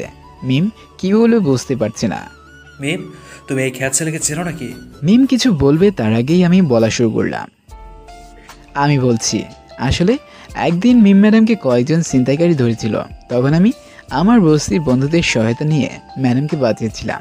গতকাল যখন ম্যাডাম আমাকে হোটেলে দেখলো, তখন তিনি কৃতজ্ঞতা প্রকাশ করার জন্য আমাকে এই পার্টিতে ডেকেছেন। মিম, তোমাকে কবে চিন্তাকারী ধরেছিল? যাই হোক, এই ছেলে যেহেতু আমার মেয়েকে বিপদের হাত থেকে বাঁচিয়েছে, সেজন্য এই ছেলে আমাদের সকল পার্টির অংশ নিতে পারবে। কিন্তু এরকম ছেলে কি করে আমাদের মতো ভিআইপি পার্টিতে নিজেকে বানিয়ে নিতে পারবে? তার চেয়ে বরং কিছু টাকা দিয়ে বিদায় করে দিই। আমার মেয়ে আমার কাছে অমূল্য। আমার মেয়ের জীবনে আমি কখনো টাকা দিয়ে মাপি না। আমি যা বলেছি তাই ফিক্সড। মিস্টার জনসনের করা কথায় মিসেস জনসনও আর কিছু বলতে পারেনি। আমি মিমের দিকে তাকিয়ে দেখি মিমের চোখে পানি। এই পানির কারণ আমি জানি না। সবাই নিজেদের মতো আনন্দ করতে থাকে। অন্ধকার হয়ে এসেছে, ঠিক করে কাউকে দেখাও যাচ্ছে না। লাইটগুলো ডিম করে রেখেছে। সবাই মিউজিকের তালে নাচছে আর কেউ কেউ এনজয় করছে। আমি মিমকে খুঁজছি কিন্তু দেখতেই পারছি না। হঠাৎ হাঁটতে হাঁটতে বাগানের এক কোণে চলে আসলাম। এখানে কোনো মানুষই নেই। হঠাৎ করে মিম এসে আমার হাতটা ধরে বাগানের ভিতরে নিয়ে গেল। আপনি এখানে? আর আমি কি না আপনাকে সব জায়গায় খুঁজছি। তার আগে বলুন আপনি এমন কাজ কেন করলেন? যাব বাবা, আমি আবার কি করলাম? কি করছেন মানে? একে তো বিনা অনুমতিতে চলে এসেছেন, তার উপর মিথ্যা কথা বলে আমাকে ফাঁসিয়ে দিয়েছেন। আপনি এত বড় মিথ্যুক আমি জানতাম না। আমার কথা বাদ দিন, আগে বলুন আপনার বাবার কথা শোনার পর আপনার চোখে পানি কেন চলে এসেছিল? আমার চোখে পানি কখন? আমি নিজেও জানি না। মিথ্যে বলে লাভ নেই, আমি কিন্তু সবটা খেয়াল করেছি। আসলে আমার জন্য, আমার বাবার প্রতি এই ভালোবাসা দেখার জন্য আমি বছরের পর বছর অপেক্ষা করেছি। আমি আপনাকে এখানে নিয়ে এসেছি ধন্যবাদ দেওয়ার জন্য। আপনার জন্যই আমি আমার বাবার ভালোবাসা দেখতে পেয়েছি। আমার ধন্যবাদ তো প্রাপ্য। তাছাড়া আমার এখানে আসার প্রধান উদ্দেশ্য হলো আপনার ফ্যামিলির মেম্বার্সদের সম্পর্কে জানা। আমি যা বুঝলাম তাতে আমার মনে হয় না আপনার বাবা ব্যতীত আর কেউ আপনাকে নিয়ে ভাবে। মিম একটা মলিন হাসি দিয়ে বলল, তা আমার জানা আছে, তবে আমার মনে হয় না আপনার এখানে বেশিক্ষণ থাকা উচিত, কারণ নিক আপনার দিকে কেমন যেন এক দৃষ্টিতে তাকিয়েছিল। আপনার ওইসব নিয়ে ভাবতে হবে না, তবে আমার অনেক আগ্রহ হচ্ছে আপনার পাস্ট লাইফ সম্পর্কে জানতে। হঠাৎ আমার পাস্ট লাইফ সম্পর্কে কেন জানতে চাইছেন? এমনি, আপনাকে দেখে বাকি কোটিপতিদের মতো মনে হয় না। এমনকি আপনার বোনের মধ্যেও অহংকার রয়েছে, কিন্তু আপনি কিছুটা ব্যতিক্রম। মিম আমার কথা শুনে কিছুটা আশ্বাস পেল। মনে হয় আমার উপর বিশ্বাস করেছে। মিমের সাথে কথা বলা শুরু করলাম। মিম তার লাইফের ছোটো বড়ো ঘটনা আমার সাথে শেয়ার করতে শুরু করলো, যা সে তার বাবার সাথে শেয়ার করতে পারেনি। আজকে মিম মন খুলে আমার সাথে কথা বলছে, আমিও আজ মন খুলে কথা বলছি। কথা বলতে বলতে কখন যে সময়টা পেরিয়ে গেল তা বুঝতে পারলাম না। আমি আমার ঘড়ির দিকে তাকিয়ে দেখি রাত 11টা বেজে গেছে। আমার মনে হয় আমার এখন যাওয়া উচিত, না হলে পরে সবাই খুঁজবে আমাকে। রাত তো সত্যি হয়ে গেছে, তবে তার সাথে পার্টিও কিন্তু শেষ। সবাই যার যার রুমে চলে গেছে। তবে আমার খটকা লাগছে এক জায়গায়, পার্টি শেষ হওয়ার পরেও আপনাকে কেউ খুঁজতে এলো না কেন? আমাকে আর কেই বা খুঁজতে আসবে? আর তাছাড়া আমরা যে জায়গায় দাঁড়িয়ে আছি সেই জায়গায় কেউ আমাদের খুঁজতে আসবে না, কিন্তু এখন যাওয়া উচিত। তবে একটা কথা আমি সত্যি বলতে চাই, আমি কবে এরকম মন খোলা কথা বলেছি আমার মনে নাই। আজকের মুহূর্ত আমি কখনো ভুলতে পারবো না। আমিও কখনো বলতে পারবো না। আমি কখনো কোনো মেয়ের সাথে তেমন কথাই বলিনি। আর আপনার মতো কোনো সুন্দরী মেয়ের সাথে তো এতক্ষণ ধরে কথা বলে আমি নিজেকে পৃথিবীর সব থেকে ভাগ্যবান মানুষ মনে করছি। থ্যাঙ্কস, তবে আমাদের এখনই যাওয়া উচিত। আমি মিমকে নিয়ে করিডোরে আসলাম। এ কি, আপনি লিফটে যাবেন না? না, আজকে লিফটে যাব না, চলুন আপনার সাথে করিডোর দিয়ে যাব। আমি মিমের সাথে করিডোর ধরে এগোতে থাকি। মিমের রুমের সামনে আসার পর মিম দরজা খুলে ভিতরে ঢুকবে এমন সময় আমি বলি, আমার একটা কথা ছিল। কেন জানি না আপনাকে আপনি করে বলতে আমার মন সায় দিচ্ছে না, তাই আপনাকে কি আমি তুমি করে বলতে পারি? মিম কিছুক্ষণ ভেবে একটা মুচকি হাসি দিয়ে রুমের ভিতর চলে গেল। মুচকি হাসি মানে হ্যাঁ বোধকোত্তর। আমি খুশিতে লাফাতে লাফাতে নিচে চলে এলাম। রাহুল আমাকে লাফাতে দেখে বলে, কিরে তুই এতক্ষণ কোথায় ছিলে আর এভাবে বান্দরের মতো লাফাচ্ছিস কেন? আরে মামা, জ্যাকপট পেয়ে গেছি রে। গেছিলাম বড়লোকদের পার্টিতে, কিন্তু সেখানে আমি আমার মনের রাজকুমারী পেয়ে গেছি, আমার স্বপ্নের প্রিন্সেস। আমি মিমের কথা ভাবতে ভাবতে শুয়ে পড়লাম। অন্যদিকে মিমও ঘুমাতে পারছে না। মিমের খেয়াল এখনও শুধু আমি আর আমি। মিম এখন দ্য রয়্যাল প্যালেস নামক হোটেলে আয়োজিত এক বিশাল হলরুমে দাঁড়িয়ে আছে। তার চারপাশে অনেক রকমের লাইট জ্বালানো আছে। পুরো হলরুম সজ্জিত আছে নাম না জানা অনেক রকমের ফুল দিয়ে। মিম এখনও জানে না সে এখানে কেন দাঁড়িয়ে আছে। সে শুধু এতটুকুই জানে হলরুমের দরজা দিয়ে কেউ একজন আসবে। হঠাৎ হলরুমের দরজাটা খুলে যায়। একজন যুবক এগিয়ে আসছে মিমের দিকে, কিন্তু তার চেহারা দেখা যাচ্ছে না আবছা আলোর কারণে। সে যত এগোচ্ছে ততই তার চেহারা মিমের কাছে স্পষ্ট হয়ে যাচ্ছে। তার পুরো চেহারা যেই মিমের কাছে স্পষ্ট হয়ে যাবে তখন একটা বিশাল আওয়াজ হলো। মিম ধপ করে বিছানায় বসলো। তার মানে সে এতক্ষণ স্বপ্ন দেখছিল। আবারও সেই স্বপ্নটা দেখলাম। কেন এরকম হচ্ছে আমার সাথে বারবার? সেই যুবকের চেহারা গতবার আমি দেখতে পারিনি, কিন্তু এইবার আবছা আবছা দেখতে পেয়েছি। যুবকের চেহারার ছাপের সাথে কার যেন ছাপ মিলে যাচ্ছে, কিন্তু আমি মনে করতে পারতেছি না। মিম মনে মনে কথাগুলো ভেবে ফ্রেশ হয়ে নিল। একটু পর মিমের বাবা এসে মিমকে নিচে হলরুমে নিয়ে গেল। আজকে নিচের হলরুমে পুরোটা সাময়িক সময়ের জন্য মিমের বাবা বুক করেছে। আসলে টাকা থাকলে কি না করা যায়। সবাই মিমের জন্য অপেক্ষা করছিল। মিম দেখতে পেল সবাই দুইটি লাইনে দাঁড়িয়ে আছে, আর সামনে একটা স্টেজের মতো বানানো হয়েছে। সেই স্টেজের উপর নিক আগে থেকে দাঁড়িয়েছিল। মিমকেও নিকের পাশে নিয়ে যাওয়া হলো। নিক একটা হিরের রিং বের করে মিমকে বাড়িয়ে দিল। মিমও একটা রিং বের করে নিককে পরিয়ে দিল। রিং পরানোর সময় মিমের চোখ আশেপাশের দিকে গেল, কি যেন খুঁজছিল। রিং পরানোর সময় মিমের চোখ থেকে দুবোটা পানি গড়িয়ে পড়ল। তবে সেই পানি দেখার মতো কারো সময়ই নেই। ব্যাস হয়ে গেল মিমের এঙ্গেজমেন্ট হতে সবাই সবার মতো আনন্দ ফুর্তি করা শুরু করলো। কেউ কেউ ড্রিঙ্কস করছে, আবার কেউ গানের তালে নাচছে। নিক এসে মিমকে ডান্স ফ্লোরে জোর করে নিয়ে গেল। মিম যেতে চাইছিল না, তাও বাধ্য হয়ে যেতে হলো। কিন্তু নিকের উদ্দেশ্য ভালো ছিল না। নিক ড্যান্সের সুযোগে মিমের শরীরে বিভিন্ন জায়গায় হাত দিচ্ছিল, যা মিমের অস্বস্তি বাড়িয়ে দেয়। মিম নিককে সবার সামনে ধাক্কা দিয়ে চলে যায় হলরুম থেকে। এভাবে ধাক্কা খেয়ে নিক অনেকটা অপমান বোধ করলো। মিম হলরুম থেকে বেরিয়ে করিডোর ধরে এগোতে থাকে। হঠাৎ আমি এসে মিমকে টেনে বাগানের দিকে নিয়ে যাই। এভাবে ছুটছিলে কেন? আর তোমার চোখে পানি কেন? এমনি কিছু হয়নি। তার মানে তুমি আমাকে এখনো বিশ্বাস করতে পারোনি? না, আসলে তা নয়, আমি অন্য কারণে ডিস্টার্ব আছি। বাই দ্য ওয়ে, তোমাকে তো কোথাও দেখতে পেলাম না এঙ্গেজমেন্টের সময়। আমি তোমার আশেপাশেই ছিলাম, তবে এঙ্গেজমেন্টের সময় তোমার এই মায়াবী চোখজোড়া যে শুধু আমাকে খুঁজছিল, এটা আমি জানি। নো ওয়ে, তোমার এরকম মনে হচ্ছে কেন যে আমি তোমাকেই খুঁজছিলাম? আমার পর্যবেক্ষণ দক্ষতা অনেক প্রখর। আর তাছাড়া তুমি তো এই এঙ্গেজমেন্টেই খুশিও নাও, কারণ এঙ্গেজমেন্টের সময় তোমার চোখ থেকে পানি পড়ছিল। আর এখন সবার সম্মুখে তুমি নিককে ধাক্কা দিয়ে এসে পড়লে। তুমি আজকে যে সাহসটা দেখিয়েছ, এই সাহস যদি তুমি কিছুদিন আগে দেখাতে, তাহলে হয়তো এরকম পরিস্থিতিতে তোমাকে পড়তেই হতো না। এখন আর এসব বলে লাভ কি? যা হওয়ার হয়ে গেছে, এখন কিছুই করার নাই। করার তো অনেক কিছুই আছে, কিন্তু সেটা পরে। আগে বলো, তুমি পার্টি ছেড়ে কেন চলে আসলে? আমার কাছে এসব পার্টি একদমই ভালো লাগে না। দম বন্ধ হয়ে আসে এসব পার্টিতে। ও বুঝলাম, আজকে তোমাকে আমি আসল পার্টি দেখাবো। আজকে রাতে তৈরি হয়ে থেকো, তোমাকে দেখাবো পার্টি কাকে বলে। রাতে কেন? আর এই হোটেলে পার্টি কোথায় হয়? আমাকে বিশ্বাস করো তো? হ্যাঁ করি। বিশ্বাস না করলে কি গতকাল রাতে আমি আমার ফার্স্ট লাইফ সম্পর্কে জানাতাম? আচ্ছা ঠিক আছে, রাতে রেডি থাকবো, তুমি নক দিলেই বেরিয়ে আসবো। আমি মিমকে এগিয়ে দিয়ে রাহুলের কাছে গেলাম। এতক্ষণে আমাদের মাঝে যা কথা হলো তা কেউ একজন চুপচুপি শুনছিল। সে আর কেউ নয়, বরং এই হোটেলের ম্যানেজার। আমার উপর তার শুরু থেকেই নজর ছিল। আমি সোজা চলে গেলাম আমার রুমে, যেখানে রাহুল আগে থেকে আমার জন্য অপেক্ষা করছিল। কিরে দোস্ত, তুই সারাদিন কোথায় থাকিস? তুই আমাকে এই হোটেলে ঘুরতে নিয়ে এসে এখন আমাকে রেখেই ঘুরিস? আরে দোস্ত, রাগ করিস না। আজকের রাতে তোকে এই হোটেলের সব থেকে সুন্দর ইভেন্ট অর্থাৎ লাস্ট ক্লাসদের পার্টিতে নিয়ে যাব। আর বাই দ্য ওয়ে, আমি তোকে তোর হবু ভাবির সাথেও সাক্ষাৎকার করিয়ে দিব।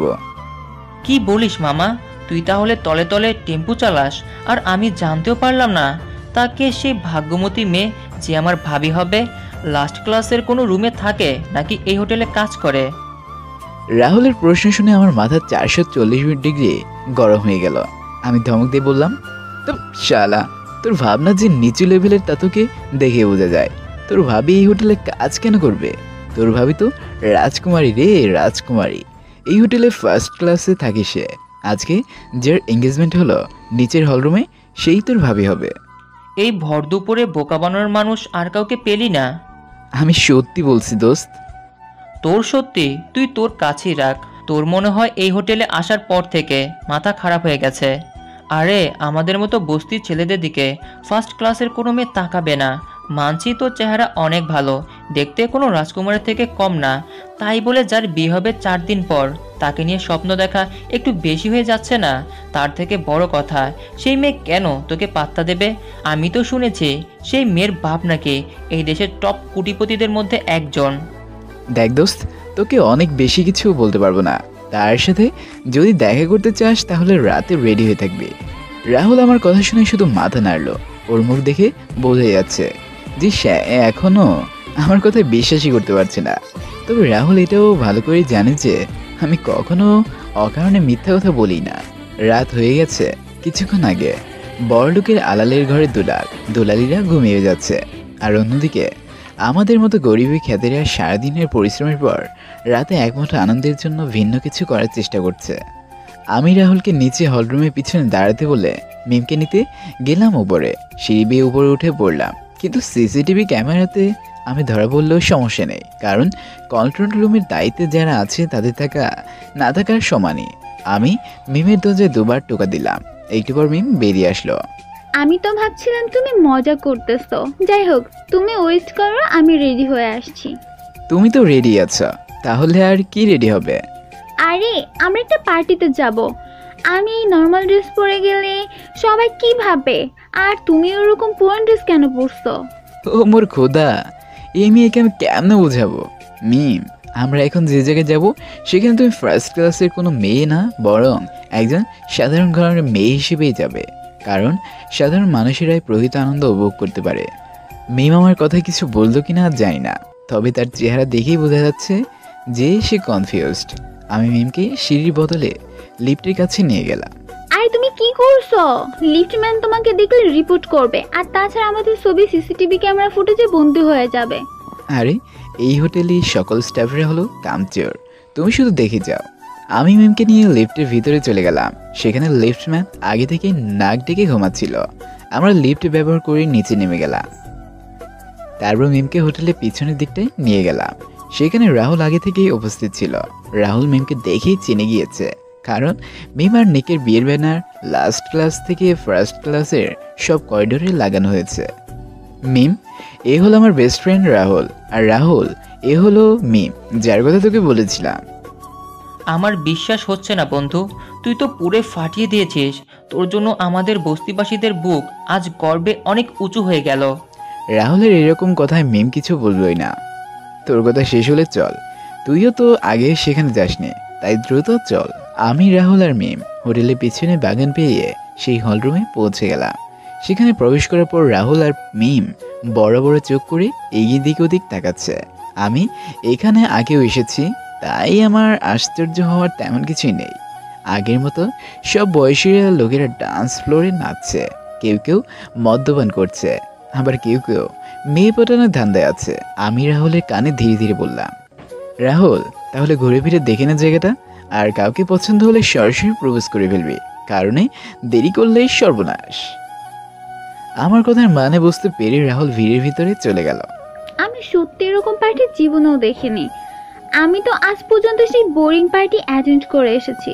তাহলে চলো আজকে তোমাকে পার্টির আসল মজাটা দেখায়। আমি মেয়ের হাত ধরে ডান্স ফ্লোরে নিয়ে গেলাম।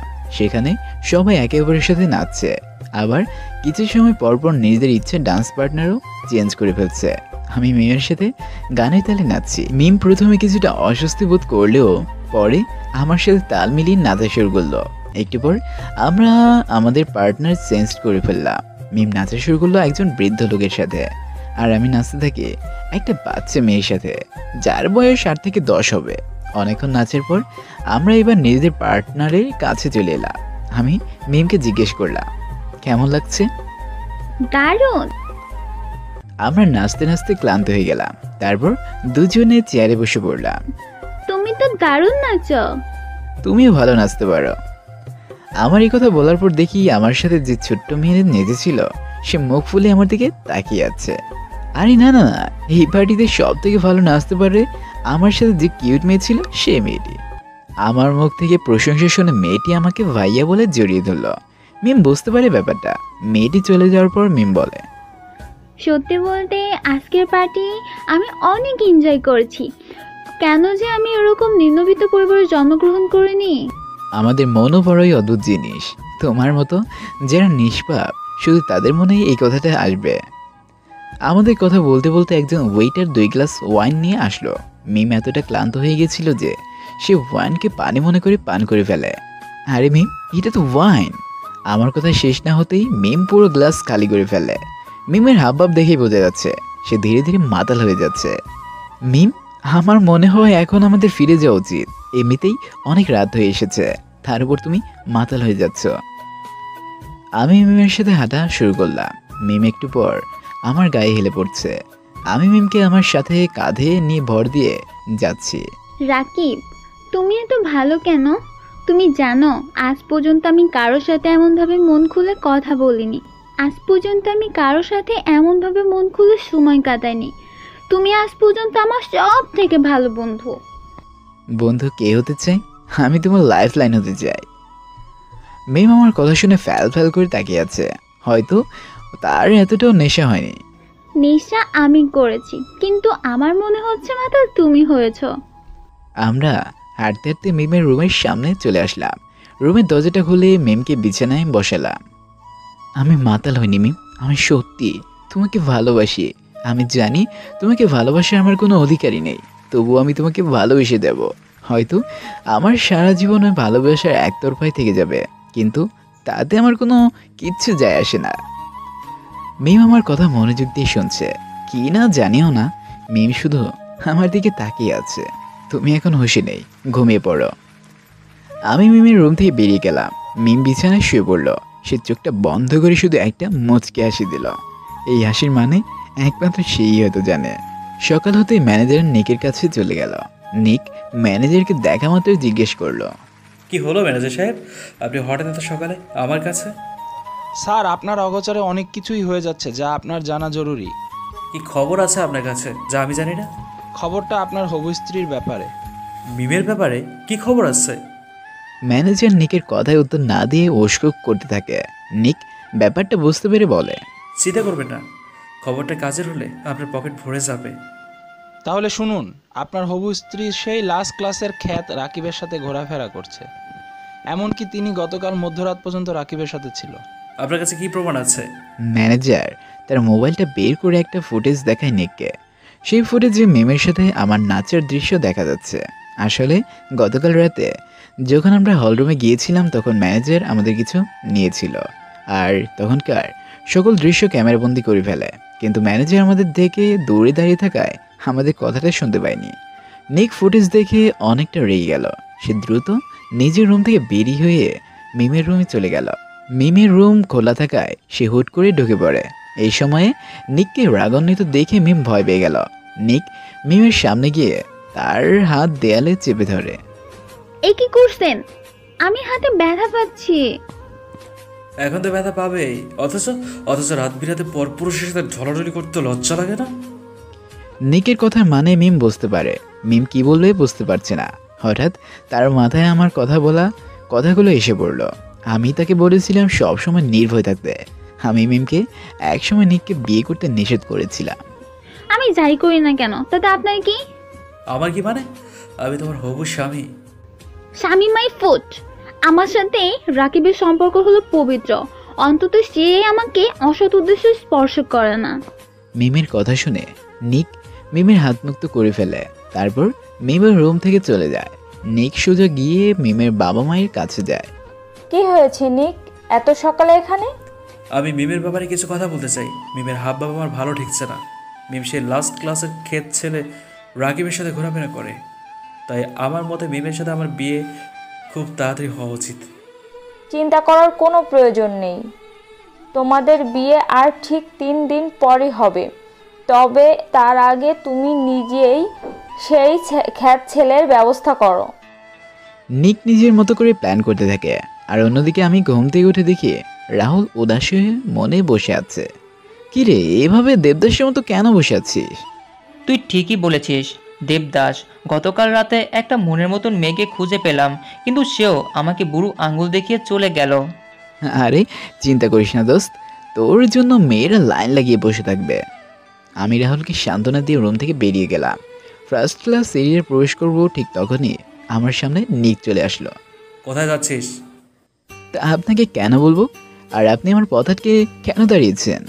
তুই হলি লাস্ট ক্লাসের খেত ছেলে, আর আমি হলাম এই দেশের একজন ইউথ আইকন। তোর সাহস কীভাবে হয় আমার বউয়ের দিকে নজর দেওয়ার? মিস্টার নিক, আপনার কথা ভুল হচ্ছে। মিম আপনার বউ না, হবু বউ। সে এখন আপনার স্ত্রী হয়নি। মিমের সাথে আমার বিয়ে হতে আর মাত্র 3 দিন বাকি। আগে দেখেন বিয়ে হয় নাকি। কে আটকাবে বিয়ে? তুই? যদি বলি হ্যাঁ, আমি আটকাবো। তুই আমাকে চ্যালেঞ্জ করছিস? ওকে ওকে, চ্যালেঞ্জ অ্যাকসেপ্টেড। আজকেই প্রথম আমি কোনো বস্তির ছেলের সাথে চ্যালেঞ্জ ধরেছি। যদি ব্যাপারটা আমার হবু বউয়ের না হতো, তাহলে তোর মতো খাত ছেলেটা আমার সাথে দেখা করার জন্য মাসের পর মাস অপেক্ষা করে। ও হ্যালো মিস্টার বড়লোকের বিগড়ে যাওয়া ছেলে, আমার কোনো শখ নেই আপনার মতো লোকের সাথে চ্যালেঞ্জ লড়ার। ব্যাপারটা যদি আমার ভালোবাসা না হতো, তাহলে আপনার মতো লোকদের আমি পায়ের তলে রাখি। আর কি বললেন আপনি বউ? আরে যে লোক নিজের হবুয়ের সাথে বেড শেয়ার করে, সেই লোকের মুখে বউ শব্দটা বেমানান লাগে। How dare you to talk with me like this? তুই জানিস না তুই কার সাথে ভাঙ কাড়িয়েছিস? নিজের নাম ভুলে গেলে নিজের মায়ের কাছে গিয়ে জিজ্ঞেস কর তোর পরিচয় কি। এখন আমার সামনে থেকে সর, আমার জানেমান আমার জন্য অপেক্ষা করছে। আমি নিককে সাইড কাটিয়ে উপরে চলে গেলাম। মিমের রুমের সামনে গিয়ে মিমকে দেখতে পেলাম না। ছাদে গিয়ে দেখি সেখানে মিম আর তার পুরো পরিবার বসে গল্প করছে, কিন্তু মিমের মন বিষণ্ণ মনে হচ্ছে। আমাকে দেখতে পেয়ে মিমের চোখে মুখে হাসির রেখা ফুটে উঠল, কিন্তু মিমের মায়ের মুখে রাগের চাপটা ফুটে উঠল। মিসেস জনসন আমাকে কিছু বলার আগে মিস্টার জনসন বলে উঠল, হে ইয়াং ম্যান, জয়েন, আসো আমাদের সাথে বসে আড্ডা দাও। নো স্যার, আমি এখানে ঠিক আছি। আপনারা কথা বলুন নিজেদের মধ্যে, আমি আছি এখানেই। আমার কথা শেষ না হতেই সেখানে হোটেলের ম্যানেজার এসে উপস্থিত হলেন। তিনি আমাকে দেখা মাত্রই তেলে বেগুনে জ্বলে উঠলেন, তবে সেটা তিনি তার মনেই চেপে ধরলেন। আমি আপনাদের একটা খবর দিতে এসেছিলাম। আমাদের এই হোটেলের মালিক মিস্টার জ্যাক আগামী পরশু এই হোটেলে উপস্থিত হবেন। তিনি অসুস্থ থাকা সত্ত্বেও আপনাদের অনুরোধে তিনি উপস্থিত হবেন। এটা তো অনেক ভালো খবর। তিনি আসলে আমার দ্বিতীয় মেয়ের সাথে তার নাতির বিয়ের কথাও ঠিক করে ফেলবো। আগে তো দেখো তার নাতি তোমার নাতির পছন্দ হয় কিনা। কেন পছন্দ হবে না? আমার মেয়ে রূপে গুণে ভর্তি। মিস্টার জ্যাকের নাতি তার সাথে আসবে কিনা জানি না, কারণ আজ পর্যন্ত আমিও তাকে দেখিনি। তিনি সবসময় তার নাতিকে সবার আড়ালে লুকিয়ে রেখেছেন। তার শত্রুরও তো অভাব নেই বলছি কি। তবে তিনি জানিয়েছেন যে আগামী কয়েকদিনের মধ্যেই তার নাতিকে তার সব ব্যবসা বুঝিয়ে দেবেন। এটা তো আরো ভালো খবর। তারা কথা বলছে, এই সুযোগে আমি সরে গিয়ে মিমকে ইশারায় বাগানের পিছনের দিকটা আসতে বললাম। মিম প্রথমে মানা করলেও পরে এসে পড়ে। কি হলো, এইভাবে কেন ডাকলে? গতকালের পার্টি কেমন লেগেছে? অনেক আনন্দ করেছি, তবে নিক কিভাবে যেন সব জেনে গিয়েছে। হ্যাঁ, সে আমাকেও হুমকি দিয়েছে তোমার থেকে দূরে থাকতে। নিক অনেক ডেঞ্জারাস। আমার মতে তুমি আমার থেকে দূরে থাকলে ভালো থাকবে। তোমার থেকে দূরে থেকে আমি কখনো ভালো থাকবো না, কারণ আমি তোমাকে ভালোবাসি। আমার কথা শুনে মিম বড় বড় চোখ করে আমার দিকে তাকালো। তোমার মাথা ঠিক আছে তো? কি বলতেছো এসব? মিম, আমি তোমাকে গতকাল রাতে বলেছি যে আমি তোমাকে ভালোবাসি। তুমি অতটা নেশা করনি যে আমার কথা মনে রাখতে পারোনি। তুমি একমাত্র আমার ফিলিংস বুঝতে পারো। এসব বলে কোনো লাভ নাই রাকিব। তোমার সাথে এই সময় কাটাতে আমার ভালো লাগে, কিন্তু ভালোবাসা অনেক দূরে। আমি তোমাকে নিজের জীবনের সব থেকে ভালো বন্ধু মনে করি। কিন্তু আমি তো বন্ধুত্ব চাই না, আমি তো আরো অনেক কিছু চাই। এ আর সম্ভব নয়। এই বলে মিম সেখান থেকে চলে গেল। আমি পিছন থেকে চিৎকার দিয়ে বললাম, তুমি যাই বলো না কেন, আমি জানি তোমার মনে শুধু আমি আছি। আমি আজ রাত 9টায় ছাদে আসবো। তুমি যদি আমাকে ভালোবাসো তাহলে তুমি আসবে, আর যদি না আসো তাহলে আমার চেহারা কোনোদিন তুমি দেখতে পারবে না। আমার কথা মিম না শোনা ভান করে চলে গেল। কতদিন আমাকে এড়িয়ে চলে যাবে? একদিন না একদিন তোমাকে আমার কাছে আসতেই হবে। কথাগুলো মনের মধ্যে বলেই আমি ছাদ থেকে নিচে আসলাম। মিম নিজের রুমেই চলে গেল। আমি করিডোর ধরে নিচে সোজা আমার রুমে চলে গেলাম। রাত 9:05। আমি ছাদে এসেছি আরও আগে, কিন্তু মিমের কোনো পাত্তাই নেই। আকাশে মেঘ জমেছে, মনে হচ্ছে একটু পর আকাশ ছিঁড়ে বৃষ্টির ধারা নামবে। দেখতে দেখতে আরও 10 মিনিট পার হয়ে গেল। সাথে সাথে আকাশ বেয়ে বৃষ্টি নামা শুরু হলো। আমার মনে হচ্ছে মিম আর আসবেই না, হয়তো সে আমাকে শুধু একজন ভালো বন্ধু হিসেবেই দেখতো। আমার আজ খুব কষ্ট হচ্ছে।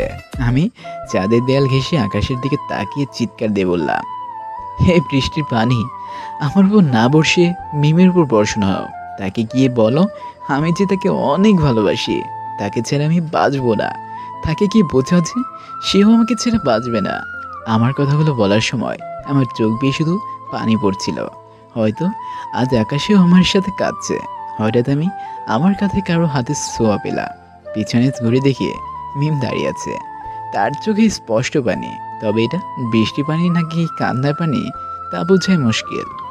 তুমি কাঁদছিলে? আমি হাত দিয়ে চোখ মুছে বললাম, আমি কেন কাঁদবো? আর কার জন্যই বা কাঁদবো? তুমি এখানে কেন এসেছ? বৃষ্টিতে ভিজলে ঠান্ডা লেগে যাবে, তাই রুমে চলে যাও। তুমি আমাকে এত ভালোবাসো? আমি মাথা নেড়ে হ্যাবোদক সম্মতি জানালাম। জানো রাকিব, আমি না প্রায়ই স্বপ্নে দেখি যে আমার জন্য একটা রাজকুমার অপেক্ষা করতেছে, যে আমাকে সব কিছু উপেক্ষা করে তার সাথে করে নিয়ে যাবে। তবে আমার স্বপ্নের রাজকুমারটা মনের দিক দিয়ে রাজকুমার হবে, কিন্তু পরিস্থিতিও আজ আমাদের সাথে খেলা করতেছে। পরশু আমার বিয়ে। তুমি চাইলে আমরা পালিয়ে যেতে পারি। হয় না রাকিব, আমি আমার বাবাকে অনেক শ্রদ্ধা করি। আমি পালিয়ে গেলে তার মান সম্মান সব শেষ হয়ে যাবে। আমার মতে তুমি এখান থেকে চলে যাও। তুমি সামনে থাকলে আমিও কষ্ট পাবো, আর তুমিও কষ্ট পাবে। কথাটা বলে মিম চলে যেতে লাগলো, কিন্তু আমি মিমের হাত ধরে টেনে আমার বুকের সাথে মিশে ফেললাম। মিম আমার কাছে থেকে ছুটাতে চাইলেও আমি মিমকে চেপে ধরে রেখেছি। রাকিব, কি করছো? ছাড়ো আমাকে। তুমি আমাকে একবার বলো যে আমাকে ভালোবাসো, তারপর আমি তোমার বিয়ে ভাঙতে সাহায্য করব। মিম আমার দিকে তাকিয়ে বলে, আমি তোমাকে মেনে নিলেও আমার পরিবার কি মেনে নিবে? কে কি বলবে বা কে কি মানবে তা আমি জানি না, শুধু তুমি বলো তুমি কি আমাকে ভালোবাসো। মিম কিছু না বলে মাথা নেড়ে হ্যাবোদক সম্মতি দিল। মিম লজ্জা পেয়ে নিচের দিকে তাকিয়ে আছে। আমি আকাশের দিকে তাকালাম। এখনো আকাশ আমাদের সাথে রোমান্টিক। আমি মিমকে জড়িয়ে ধরলাম, মিমও আমাকে জড়িয়ে ধরেছে। আমি মিমকে ছেড়ে দিয়ে আমার ঠোঁটজোড়া দিয়ে মিমের ঠোঁটজোড়া আবদ্ধ করে ফেললাম। মিমও আমার সাথে তাল মিলাচ্ছে। আজ মিমের ঠোঁটের নেশায় পড়ে গেলাম। মিমকে ছাড়তেই মন চাচ্ছে না। প্রায় 10 মিনিট পর মিমকে ছেড়ে দিলাম। মিম আমার দিকে কেমন একটা চাহনিতে তাকিয়ে আছে। আমি মিমকে কোলে তুলে নিলাম। তারপর ছাদ থেকে নেমে করিডোর ধরে এগোতে থাকি। একটু পর মিমের রুমের সামনে এসে পৌঁছে গেলাম। দরজা খুলে মিমকে বিছানায় শুয়ে দিলাম। আমি মিমকে বিছানায় রেখে চলে যাব এমন সময় মিম আমাকে টান দিয়ে তার উপরে ফেলে দেয়। তারপর জোরপূর্বক আবার তার ঠোঁটে আমার ঠোঁট চুষতে থাকে। মিমের মতলব ভালো ঠেকছে না, তাই মিমকে ছেড়ে দিলাম। এত রোমান্টিক ভালো না বিয়ের আগে। বিয়ে পর্যন্ত অপেক্ষা করো, তোমার পুরো ড্রেস ভিজে গেছে, তাই চেঞ্জ করে ফেলো, না হলে ঠান্ডা লেগে যাবে। আমি চলে যেতে লাগলাম। এমন সময় মিম আমার সামনে এসে পড়লো। আমার পথ কেন আটকালে? তুমি না বললে ড্রেস চেঞ্জ করে নিতে? এই বলে মিম নিজের ড্রেস খুলতে থাকে। আমি পিছনে ঘুরে দাঁড়ালাম। মিম তার পুরো ড্রেস খুলে নগ্ন হয়ে যায়। তারপর আমাকে পিছন থেকে জড়িয়ে ধরে। আমি নিজেকে সংযত রাখার চেষ্টা করছি। মিম আমাকে সিরিয়াস করতে যাচ্ছে। মিম প্লিজ থামো, না হলে আমি নিজেকে আটকাতে পারবো না। আমি মিমের গায়ে কাপড় দিয়ে রুম থেকে বেরিয়ে গেলাম। মিম একটা প্রশান্তির হাসি দিয়ে নিজেকে নিচের জামা পরে নিল। মিম টাওয়ালটা দিয়ে নিজের চুল মুছছে। তখনই তার রুমের দরজায় কেউ নক করে। মিম বুঝলো আমি এসেছি। হয়তো আমি তাকে ছাড়া আর এক মুহূর্ত থাকতে পারছি না। মিম দরজা খুলে আশেপাশে দেখে, যাকে দেখে সে কখনো আশা করেনি এই সময়ে। আর মাত্র 2 দিন সময় আছে মিমের বিয়ে আটকানোর। এই 2 দিনে কিছু না কিছু করতে না পারলে হয়তো মিম আমার থেকে অনেকটা দূরে চলে যাবে। এখন থেকেই পুরো হোটেল সাজানো শুরু হয়ে গেছে। 10 তলা সম্পন্ন এই হোটেলের প্রথম তলা থেকে ছাদ পর্যন্ত সব কিছু সাজানোর কাজ শুরু হয়ে গেছে। আমি আর রাহুল সকালের নাস্তা খেয়ে নিচতলায় হলরুমে বসে আছি। এখানে বসেই জানতে পারলাম নিচতলার বাগানের পাশে একটা বিশাল ও বিলাসবহুল গির্জায় মিমের বিয়ে হবে। আসলে মিস্টার জ্যাক সব ধর্মকেই শ্রদ্ধা করে, তাই তিনি তার হোটেলে সব ধর্মের প্রার্থনালয় গড়ে তুলেছেন। মিস্টার জ্যাক নিজেও মুসলমান, তবে এই দেশে থাকতে থাকতে তার নামেও পরিবর্তন চলে আসে। মিম মুসলমান হওয়া সত্ত্বেও তাকে খ্রিস্টান পদ্ধতিতে বিয়ে করতে হবে, কারণ নিক খ্রিস্টান আর নিকের কথা মতো সবাই চলছে। আজকে থেকে পুরো হোটেল সাজানো হচ্ছে, তার আরও একটা কারণ আছে। আর তা হলো আজকে এই হোটেলে বহুদিনের পর এই হোটেলের মালিক মিস্টার জ্যাক আসবে। তিনি নাকি অনেক দিনের অসুস্থতা কাটিয়ে গতকাল সুস্থ হয়েছেন, তাই তার সুস্থতা উপলক্ষে এই হোটেলের ছাদে একটা ছোটোখাটো অনুষ্ঠান হবে। তবে রাহুলের মতে বড়লোকদের ছোটোখাটো অনুষ্ঠান আমাদের মতো বস্তির ছেলেদের জন্য অনেক বড় অনুষ্ঠান। রাহুলের কথা ফেলে দেওয়ার মতো না। শুনেছিস বন্ধু, মিস্টার জ্যাক নাকি আজকে আসবেন বলে আজ সবাই অনেক খুশি। ফার্স্ট ক্লাস থেকে লাস্ট ক্লাস সবাই অনেক খুশি, কারণ তিনি কাউকে গরিব বলে অবহেলিত করতেন না।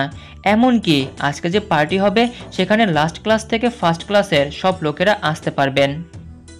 তাহলে এটা তো অনেক ভালো খবর। আজকে তুইও আমার সাথে সে পার্টিতে যেতে পারবি। হ্যাঁ রে, আজকে আমিও এনজয় করতে পারবো বড়লোকদের পার্টি। হয়তো আমার সাথে তুই কোনো বড়লোক মেয়েকে পেয়ে যাবি। ধুরু, তুইও দেখি আমার সাথে মজা লস।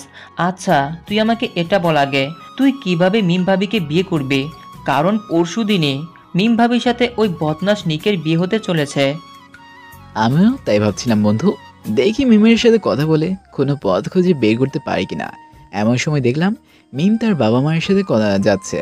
আমি মিমকে ইশারায় আমাদের কাছে আসতে বললাম, কিন্তু সে আমাকে দেখেও না দেখার ভান করে চলে গেল। আরে দোস্ত, দুঃখ পাবি না, মিম ভাবি তার বাবা মায়ের সাথে আছে, তাই সে কিভাবে আসবে এখানে? তুইও ওনার পরিস্থিতি একবার বোঝার চেষ্টা কর।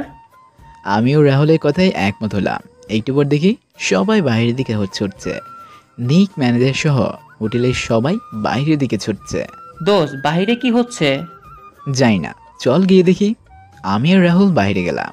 সেখানে গিয়ে দেখি হোটেলের সদর দরজার সামনে ফার্স্ট ক্লাস ও লাস্ট ক্লাসের লোকেরা দুই পাশে বিভক্ত হয়ে দাঁড়িয়ে আছে। আমরাও লাস্ট ক্লাসের লাইনে দাঁড়ালাম। আমার সামনে অপর পাশে মিম ও তার পরিবার দাঁড়িয়ে আছে। মিম আমাকে দেখে মাথা নিচু করে ফেলল। হয়তো গতকাল রাতের কথা ভেবে সে পাপবোধ করছে। একটু পর হোটেলের সামনে একটা রোলস রয়েলস গাড়ি এসে থামলো। এই গাড়িতে সাধারণত বিলিয়নিয়াররাই চড়ে, কারণ বাংলাদেশে এই গাড়ির দাম 5 কোটি টাকার উপরে। তবে এই গাড়ি বাংলাদেশের রাস্তার জন্য না, তাই এই গাড়ি বাংলাদেশে আনতে হলে গাড়ির মালিককে আলাদা 10 কোটি টাকা খরচ করতে হবে। তাই আমার মতে এটা বিলিয়নিয়ারদের গাড়ি। গাড়ি থেকে একজন 60 বছরের বয়স্ক লোক নামলো। ওনাকে দেখেই বুঝে গেলাম ইনি মিস্টার জ্যাক। ইনার বয়স হওয়ায় তিনি এতদিন অসুস্থ ছিলেন, তবে এখন তিনি সুস্থ। তবে কতদিন সুস্থ থাকবেন তাও জানা। হোটেলের ম্যানেজার মিস্টার জ্যাকের সামনে গিয়ে ওনাকে ফুল দিয়ে সুস্থতার কামনা শুভেচ্ছা জানালেন। তারপর মিস্টার জনসন ও নিকো ওনাকে উইশ করলেন। তিনি লাস্ট ক্লাস অর্থাৎ আমাদের দিকে ঘুরে হাসি মুখে হাতটা নাড়িয়ে সবাইকে নিজের মুখে সুস্থতার কথা জানিয়ে দিলেন। অতঃপর তিনি হোটেলের ভিতরে চলে গেলেন। উনি নাকি আগামী 3-4 দিন এই হোটেলেই থাকবেন, তাই ওনার জন্য 10ম তলায় স্পেশাল রুম তৈরি করা হয়েছে। সন্ধ্যা হতেই পার্টির রেশ নেমে গেল। গরিব থেকে বড়লোক সবাই আনন্দ করছে ছাদে, আর আমরা এখনো রুমে বসে আছি। কি রে দোস্ত, আর কতক্ষণ পার্টি শুরু হয়ে গেছে, আর তুই এখনো মেয়েদের মতো সাজগুজি করতে দেরি করছিস? আরে দোস্ত, এত খেপছিস কেন?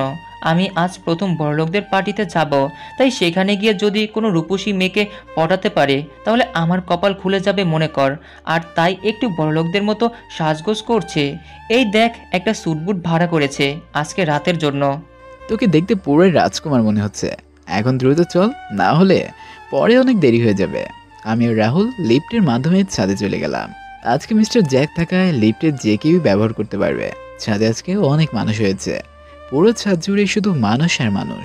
পুরো হোটেলে মানুষ এই ছাদে। কেউ না দেখে বিশ্বাসই করতে পারবে না যে এই ছাদ এত বড়। আমার চোখ শুধু মিমকে খুঁজছে। একটু খুঁজতেই মিমকে পেয়ে গেলাম। মিমকে দেখতে আজ আরও রূপসী মনে হচ্ছে। মিম একা দাঁড়িয়ে আছে, এটাই সুযোগ। রাহুল মেয়ে পড়াতে ব্যস্ত। আমি মিমের কাছে যেতে মিম আমাকে ইগনোর করে তার বাবা মায়ের কাছে চলে গেল। কি হলো ব্যাপারটা? মিম আমাকে এইভাবে অ্যাভয়েড কেন করছে? নিশ্চয়ই কোনো ব্যাপার আছে। মিমের সাথে কথা বলে ব্যাপারটা জানতে হবে। আমি মনে মনে কথাগুলো বললাম। আশপাশের চোখ বোলাতেই নিককে দেখলাম। সে আমাকে দেখে একটা পৈশাচিক হাসি দিল। একটু পর মিস্টার জ্যাক আসলো। মিম ও নিকের পরিবার সহ ম্যানেজার মিস্টার জ্যাকের কাছে গেল। তারা কিছু নিয়ে কথা বলছে। আমি কারোর কথা হাড়ি পেতে শুনি না, তবে তাদের কথা শোনার জন্য আমি অনেক আগ্রহী। তাই ভিড়ের সাথে মিশে গিয়ে তাদের কথা শুনতে লাগলাম।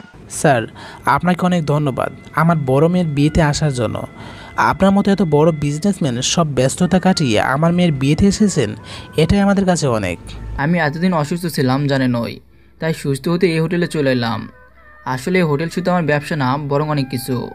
আমার পুরো পরিবারের স্মৃতি জুড়ে আছে এই হোটেলে। মিসেস জনসন রিমিকে দেখিয়ে মিস্টার জ্যাককে বললেন, এ হলো আমাদের ছোট মেয়ে রিমি। অনেক ভালো সংস্কার নিয়ে বড় করেছি, কখনো কাউকে অসম্মান করে না। আচ্ছা, আপনার নাতিকে তো কোথাও দেখতে পাচ্ছি না, সে কি আসেনি আপনার সাথে? আসলে সে আপনার বড় মেয়ের বিয়ের দিন সকালে আসবে, সে তো হবে আমার উত্তরাধিকারী, তাই তাকে সব ব্যবসা বুঝে নিতে হবে। এর জন্য সে সবার চক্ষু আড়ালে রয়েছে। এটা তো অনেক ভালো খবর।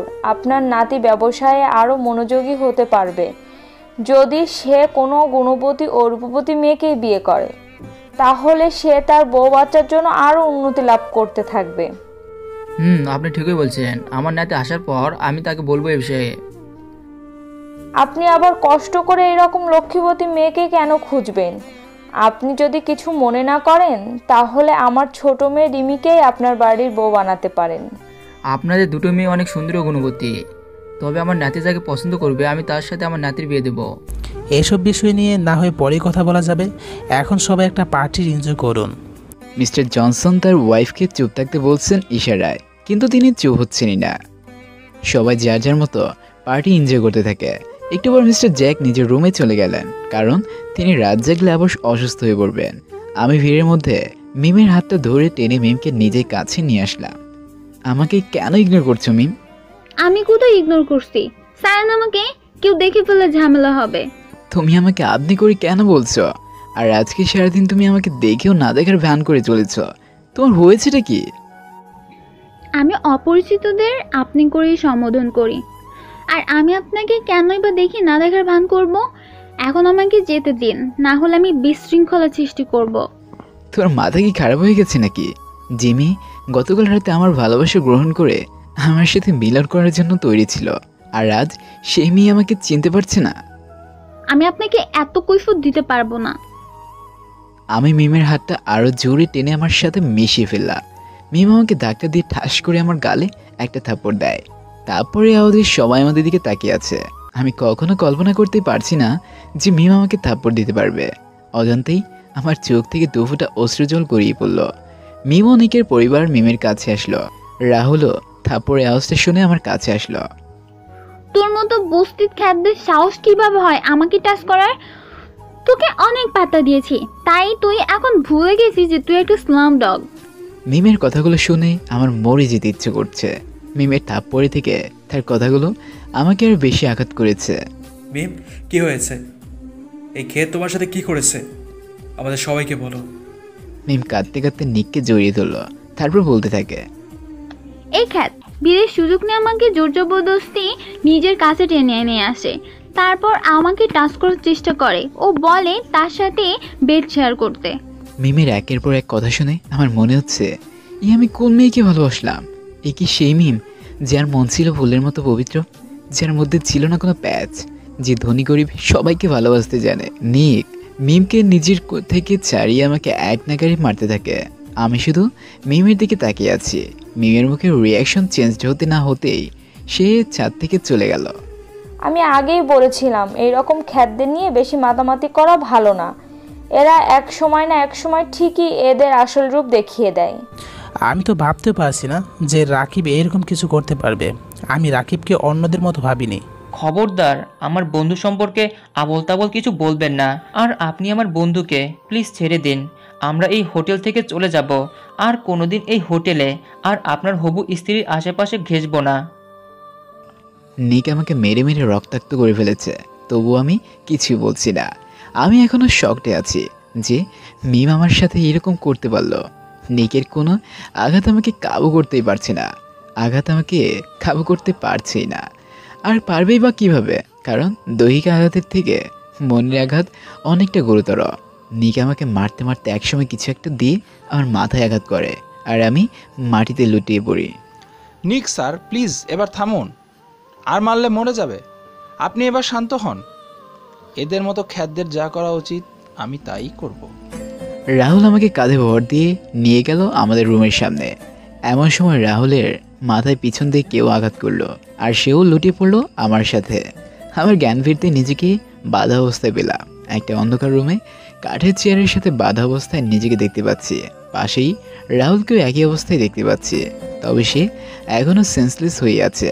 আমি রাহুলকে বারবার তার নাম ধরে ডাকছি, কিন্তু তার কোনো সাড়াই পাচ্ছি না। আমি রুমে আর কাউকে দেখতে পেলাম না। আমি চেয়ারের বাঁধন থেকে মুক্ত হওয়ার চেষ্টা করছি। দড়িটা একটু ঢিলে করে বাঁধা হয়েছে, হয়তো তাড়াহুড়ায় আমাকে বাঁধার সময় দড়িটা ঢিল করে বেঁধেছে। একটু নাড়াচাড়া করতেই বাঁধন থেকে মুক্ত হয়ে যাব। হঠাৎ রুমের দরজা দিয়ে কিছু মানুষ ঢুকলো। তাদের মধ্যে সবার সামনে থাকা মানুষকে দেখেই চিনে ফেললাম আমি। এই হলো দ্য রয়্যাল প্যালেস হোটেলের ম্যানেজার। তার মানে সেই আমাদের এখানে কিডন্যাপ করে নিয়ে এসেছে। আপনি তাহলে আমাদের কিডন্যাপ করেছেন? তবে আমার বন্ধুকে কেন নিয়ে আসলেন? তোর বন্ধু তো আমাদের রাস্তায় এসে পড়েছিল, তাই তোকেও বাধ্য হয়ে নিতে আসতে হলো। আর বাকি রইল কিডন্যাপারের কথা। আমরা তোকে এখানে কিডন্যাপ করে এনেছি খুন করার জন্য। কিন্তু কেন? আমি আপনাদের কি ক্ষতি করেছি? তুই আমাদের না, বরং নিক্সারের ক্ষতি করেছিস। সেই আমাকে তোকে মারার দায়িত্ব দিয়েছে। আগামীকাল নিক্সার ও মিম ম্যাডামের বিয়ে, তাই সে কোনো রিস্ক নিতে চায় না। তোদের সব প্ল্যান ভেস্তে যাবে, কারণ আমি এত সহজে মরার পাত্র না। চিৎকার দিয়ে কথাটা বললাম। একটু নড়িচড় উঠতেই আমার হাতের বাঁধন খুলে দিল। আমি চেয়ার ছেড়ে দাঁড়িয়ে পড়লাম। আমাকে মুক্ত অবস্থায় দেখে ম্যানেজার ঘাবড়ে গেল। ম্যানেজার তার পিছনে থাকা লোকগুলোকে আমাকে মারার হুকুম দিল। তবে এরা তো আর এটা জানে না যে এদের মতো কতজনকে আমি একাই ঘায়ল করতে পারি। ব্যাস শুরু হয়ে গেল ফাইট। এরা প্রত্যেকেই প্রফেশনাল ফাইটার, তবে আমিও কম কিসের। আমিও আন্ডারওয়ার্ল্ড ফাইটের চ্যাম্পিয়ন। একের পর এক সবাইকে ধরাশায়ী করে ফেললাম। তবে আচমকা কেউ আমাকে পিঠে অনেক জোরে লাথি মারলো, আর আমি ছিটকে গিয়ে রুমে গিয়ে টেবিলের উপরে পড়লাম। পিঠে প্রচণ্ড ব্যথাও পেয়েছি। এমনিতে নিকের আঘাতের ফলে শরীরে অনেকটাই অবশ হয়ে, তার উপর এই ফাইট। আর পারলাম না, চোখে ধীরে ধীরে বন্ধ হয়ে গেল। নিক নিজের রুমে বসে মদ্যপান করছিল। এমন সময় ম্যানেজার হাবাতে হাবাতে নিকের রুমে চলে গেল। কি হলো ম্যানেজার সাহেব, এভাবে হাবাচ্ছেন কেন? স্যার, আপনার কাজ হয়ে গেছে। রাকিবকে শেষ করে দিয়েছি। সাবাস, আপনি আপনার প্রাপ্য অর্থ পেয়ে যাবেন। এখন আমার আর মিমের মাঝে তৃতীয় কেউ আসতেই পারবে না। না। নিক ও ম্যানেজার দরজার দিকে তাকিয়ে দেখে মিম দাঁড়িয়ে আছে সেখানে। নিক ইশারায় ম্যানেজারকে যেতে বলল। ম্যানেজার যাওয়ার পর নিক মিমের কাছে গিয়ে মিমকে রুমে গিয়ে নিয়ে আসলো। কেন এমনটা করলেন? মিমের চোখ বেয়ে অশ্রুর ধারা বইছে। আরে কাঁদছো কেন? আর আমি বা কি করলাম? আমি শুধু আমার তোমার মাঝের কাঁটাটাকে উপড়ে দিলাম। না, আপনি এটা করতে পারেন না। সেদিন আপনি কি বলেছিলেন আপনার মনে নেই? ফ্ল্যাশব্যাক। সেদিন রাতে আমি মিমের রুম থেকে যাওয়ার পর মিম নিজের কাপড় চেঞ্জ করছিল আর তারপর চুল মুছছিল। এমন সময় তার রুমে কেউ নক করে। মিম ভেবেছিল আমি এসেছি। এই ভেবে সে হাসি মুখে দরজাটা খুলে, কিন্তু অপর পাশে নিককে দেখে তার মুখে থেকে হাসির রেখাটা নিমিষেই গায়েব হয়ে যায়। নিক মিমকে ধাক্কা দিয়ে মিমের রুমে প্রবেশ করে ফেলে। এই কি, আপনি এত রাতে আমার রুমে কেন এসেছেন? কেন এসেছি বোঝো না? আমি তোমার হবু স্বামী, তোমার ফিয়ন্সে। আমি না আসলে কে আসবে? ও, সে 2 টাকার খ্যাত ছেলেটা আসবে। তাই একটু আগে তো সেই খ্যাত তোমার রুম থেকে বেরোলো। তোমরা এই আবদ্ধ রুমে কি করেছো আমাকে শিখাতে এসো না। আপনি যা ভাবছেন তা কিছুই হয়নি। Shut up, just shut up. এখন আমার কথা ভালো করে শুনবে, না হলে আমার থেকে খারাপ আর কেউ হবে না। কেউ না। তুমি রাকিবের থেকে দূরে দূরে থাকবে। না, আমি দূরে থাকবো না। রাকিবকে আমি অনেক ভালোবাসি, আর আমি তাকে বিয়ে করব। আপনি আমার কথা ভুলে যান। ও, তাহলে তোতা পাখির মুখে বুলি ফুটেছে? ভালো করে আমার কথা শুনে নাও, তোমার বিয়ে আমার সাথেই হবে। না, কখনো না। আমি আগামীকাল ড্যাডকে বলে আমার বিয়ে রাকিবের সাথে করতে বলবো। ড্যাড রাজি হলে হলো, না হলে পালিয়ে যাব। তবুও আপনার মতো অমানুষকে কখনোই বিয়ে করব না।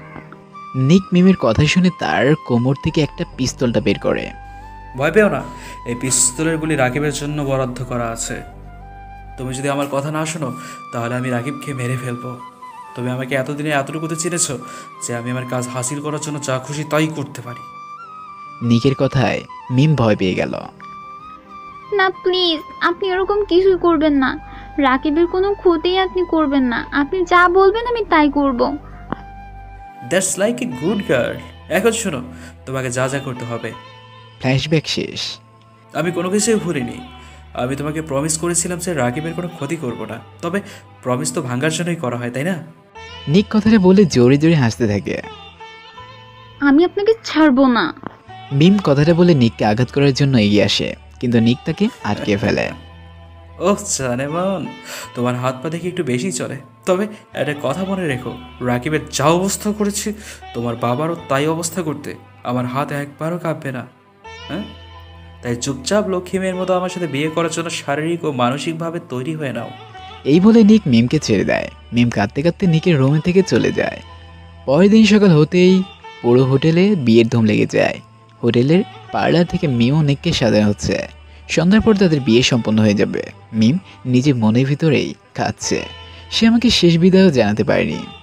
সন্ধ্যা হতেই মিম ও নিককে গির্জায় নিয়ে যাওয়া হলো। সেখানে আগে থেকেই নিক ও মিমের পরিবার সহ সবাই ছিল। মিস্টার জ্যাকও সেখানে উপস্থিত ছিলেন। এখানে ফার্স্ট ক্লাসের সবাইকেও দুই পরিবারের আত্মীয়দের ইনভাইট করা হয়েছে। স্যার, আপনার নাতি তো আর আসলো না। তার সাথে আমার কথা হয়েছে, সে পৌঁছে গেছে, এখনই এসে পড়বে। আপনারা বিয়ে পড়ানো শুরু করুন। গির্জার পুরোহিত অর্থাৎ ফাদার বিয়ে পড়ানো শুরু করলেন। ফাদার নিককে জিজ্ঞাসা করলেন, নিক কি মিমকে বিয়ে করার জন্য রাজি? নিক হ্যাঁ বলল। ফাদার একই প্রশ্ন মিমকে জিজ্ঞাসা করলো। মিম কিছু বলবে তার আগেই গির্জার সব লাইট অফ হয়ে গেল। সবাই চমকে গেল, কারণ এই দেশে সচরাচর লোডশেডিং হয় না।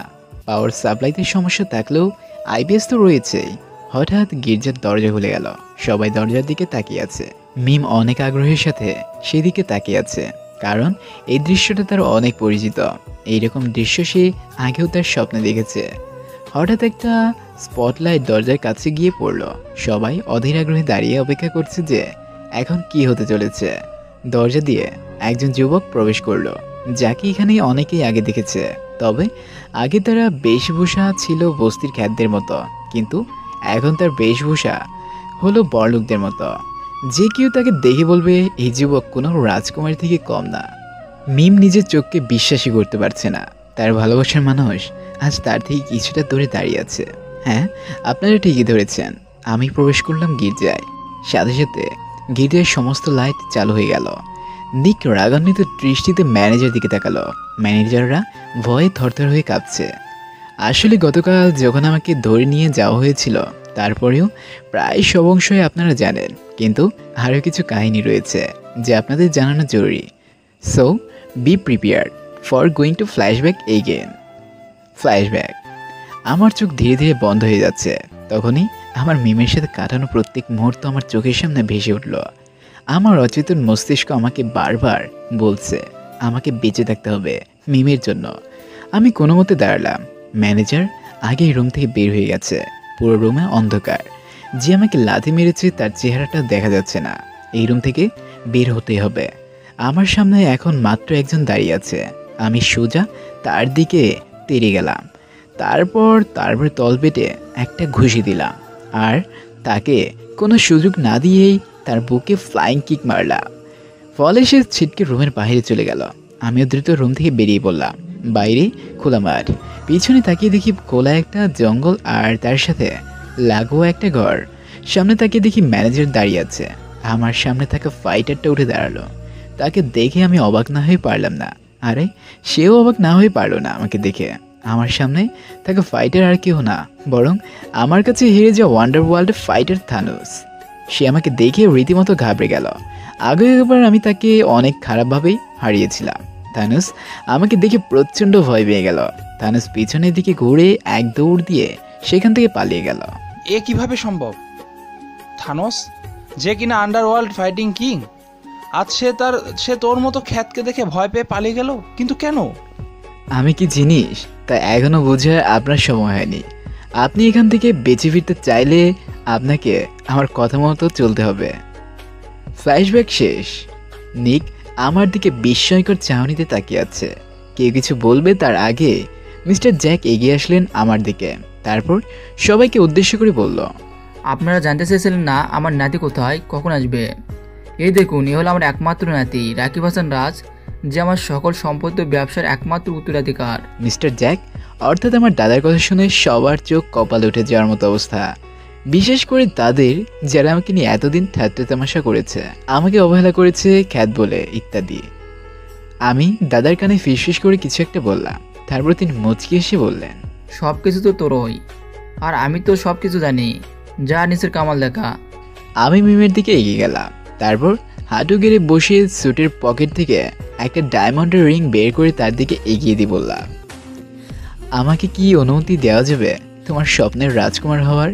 আমি কি হতে পারবো তোমার ড্রিম প্রিন্স? কথা দিচ্ছি কখনো কষ্ট দিব না, কথা দিচ্ছি আমার সবটা দিয়ে আগলে রাখবো।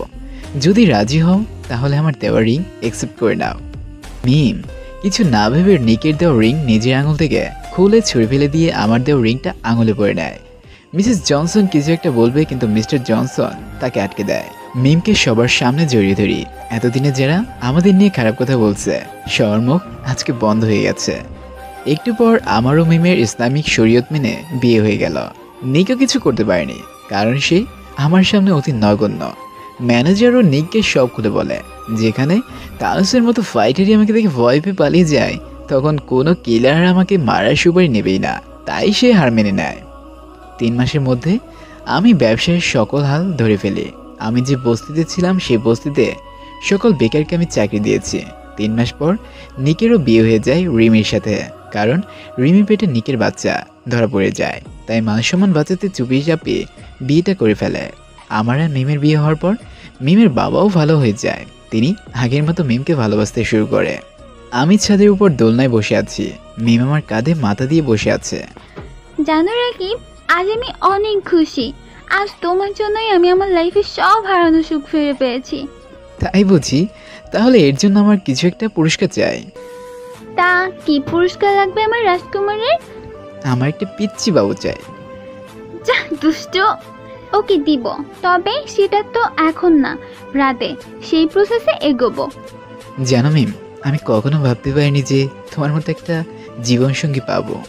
আমি কখনো ভাবতে পারিনি আমার মতো পোড়া কপালে তুমি জুটবে। আমি অনেক ভাগ্যবতী। তুমিই ভেবে দেখো, তুমি ছোটবেলা থেকে বস্তিতে বড় হয়েছো বলেই আজ তুমি মানুষের মতো মানুষ হয়েছো। সত্যি বলতে তুমি আমার লাইফে এসে আমাকে লাকি বানিয়েছো। তুমি কি সারা জীবন আমার সাথে থাকবে? আমি মিমের হাত ধরে বললাম, মৃত্যু পর্যন্ত তুমি শুধু আমার আর আমি শুধু তোমার। এভাবে কাটতে থাকে আমাদের সুখী জীবন।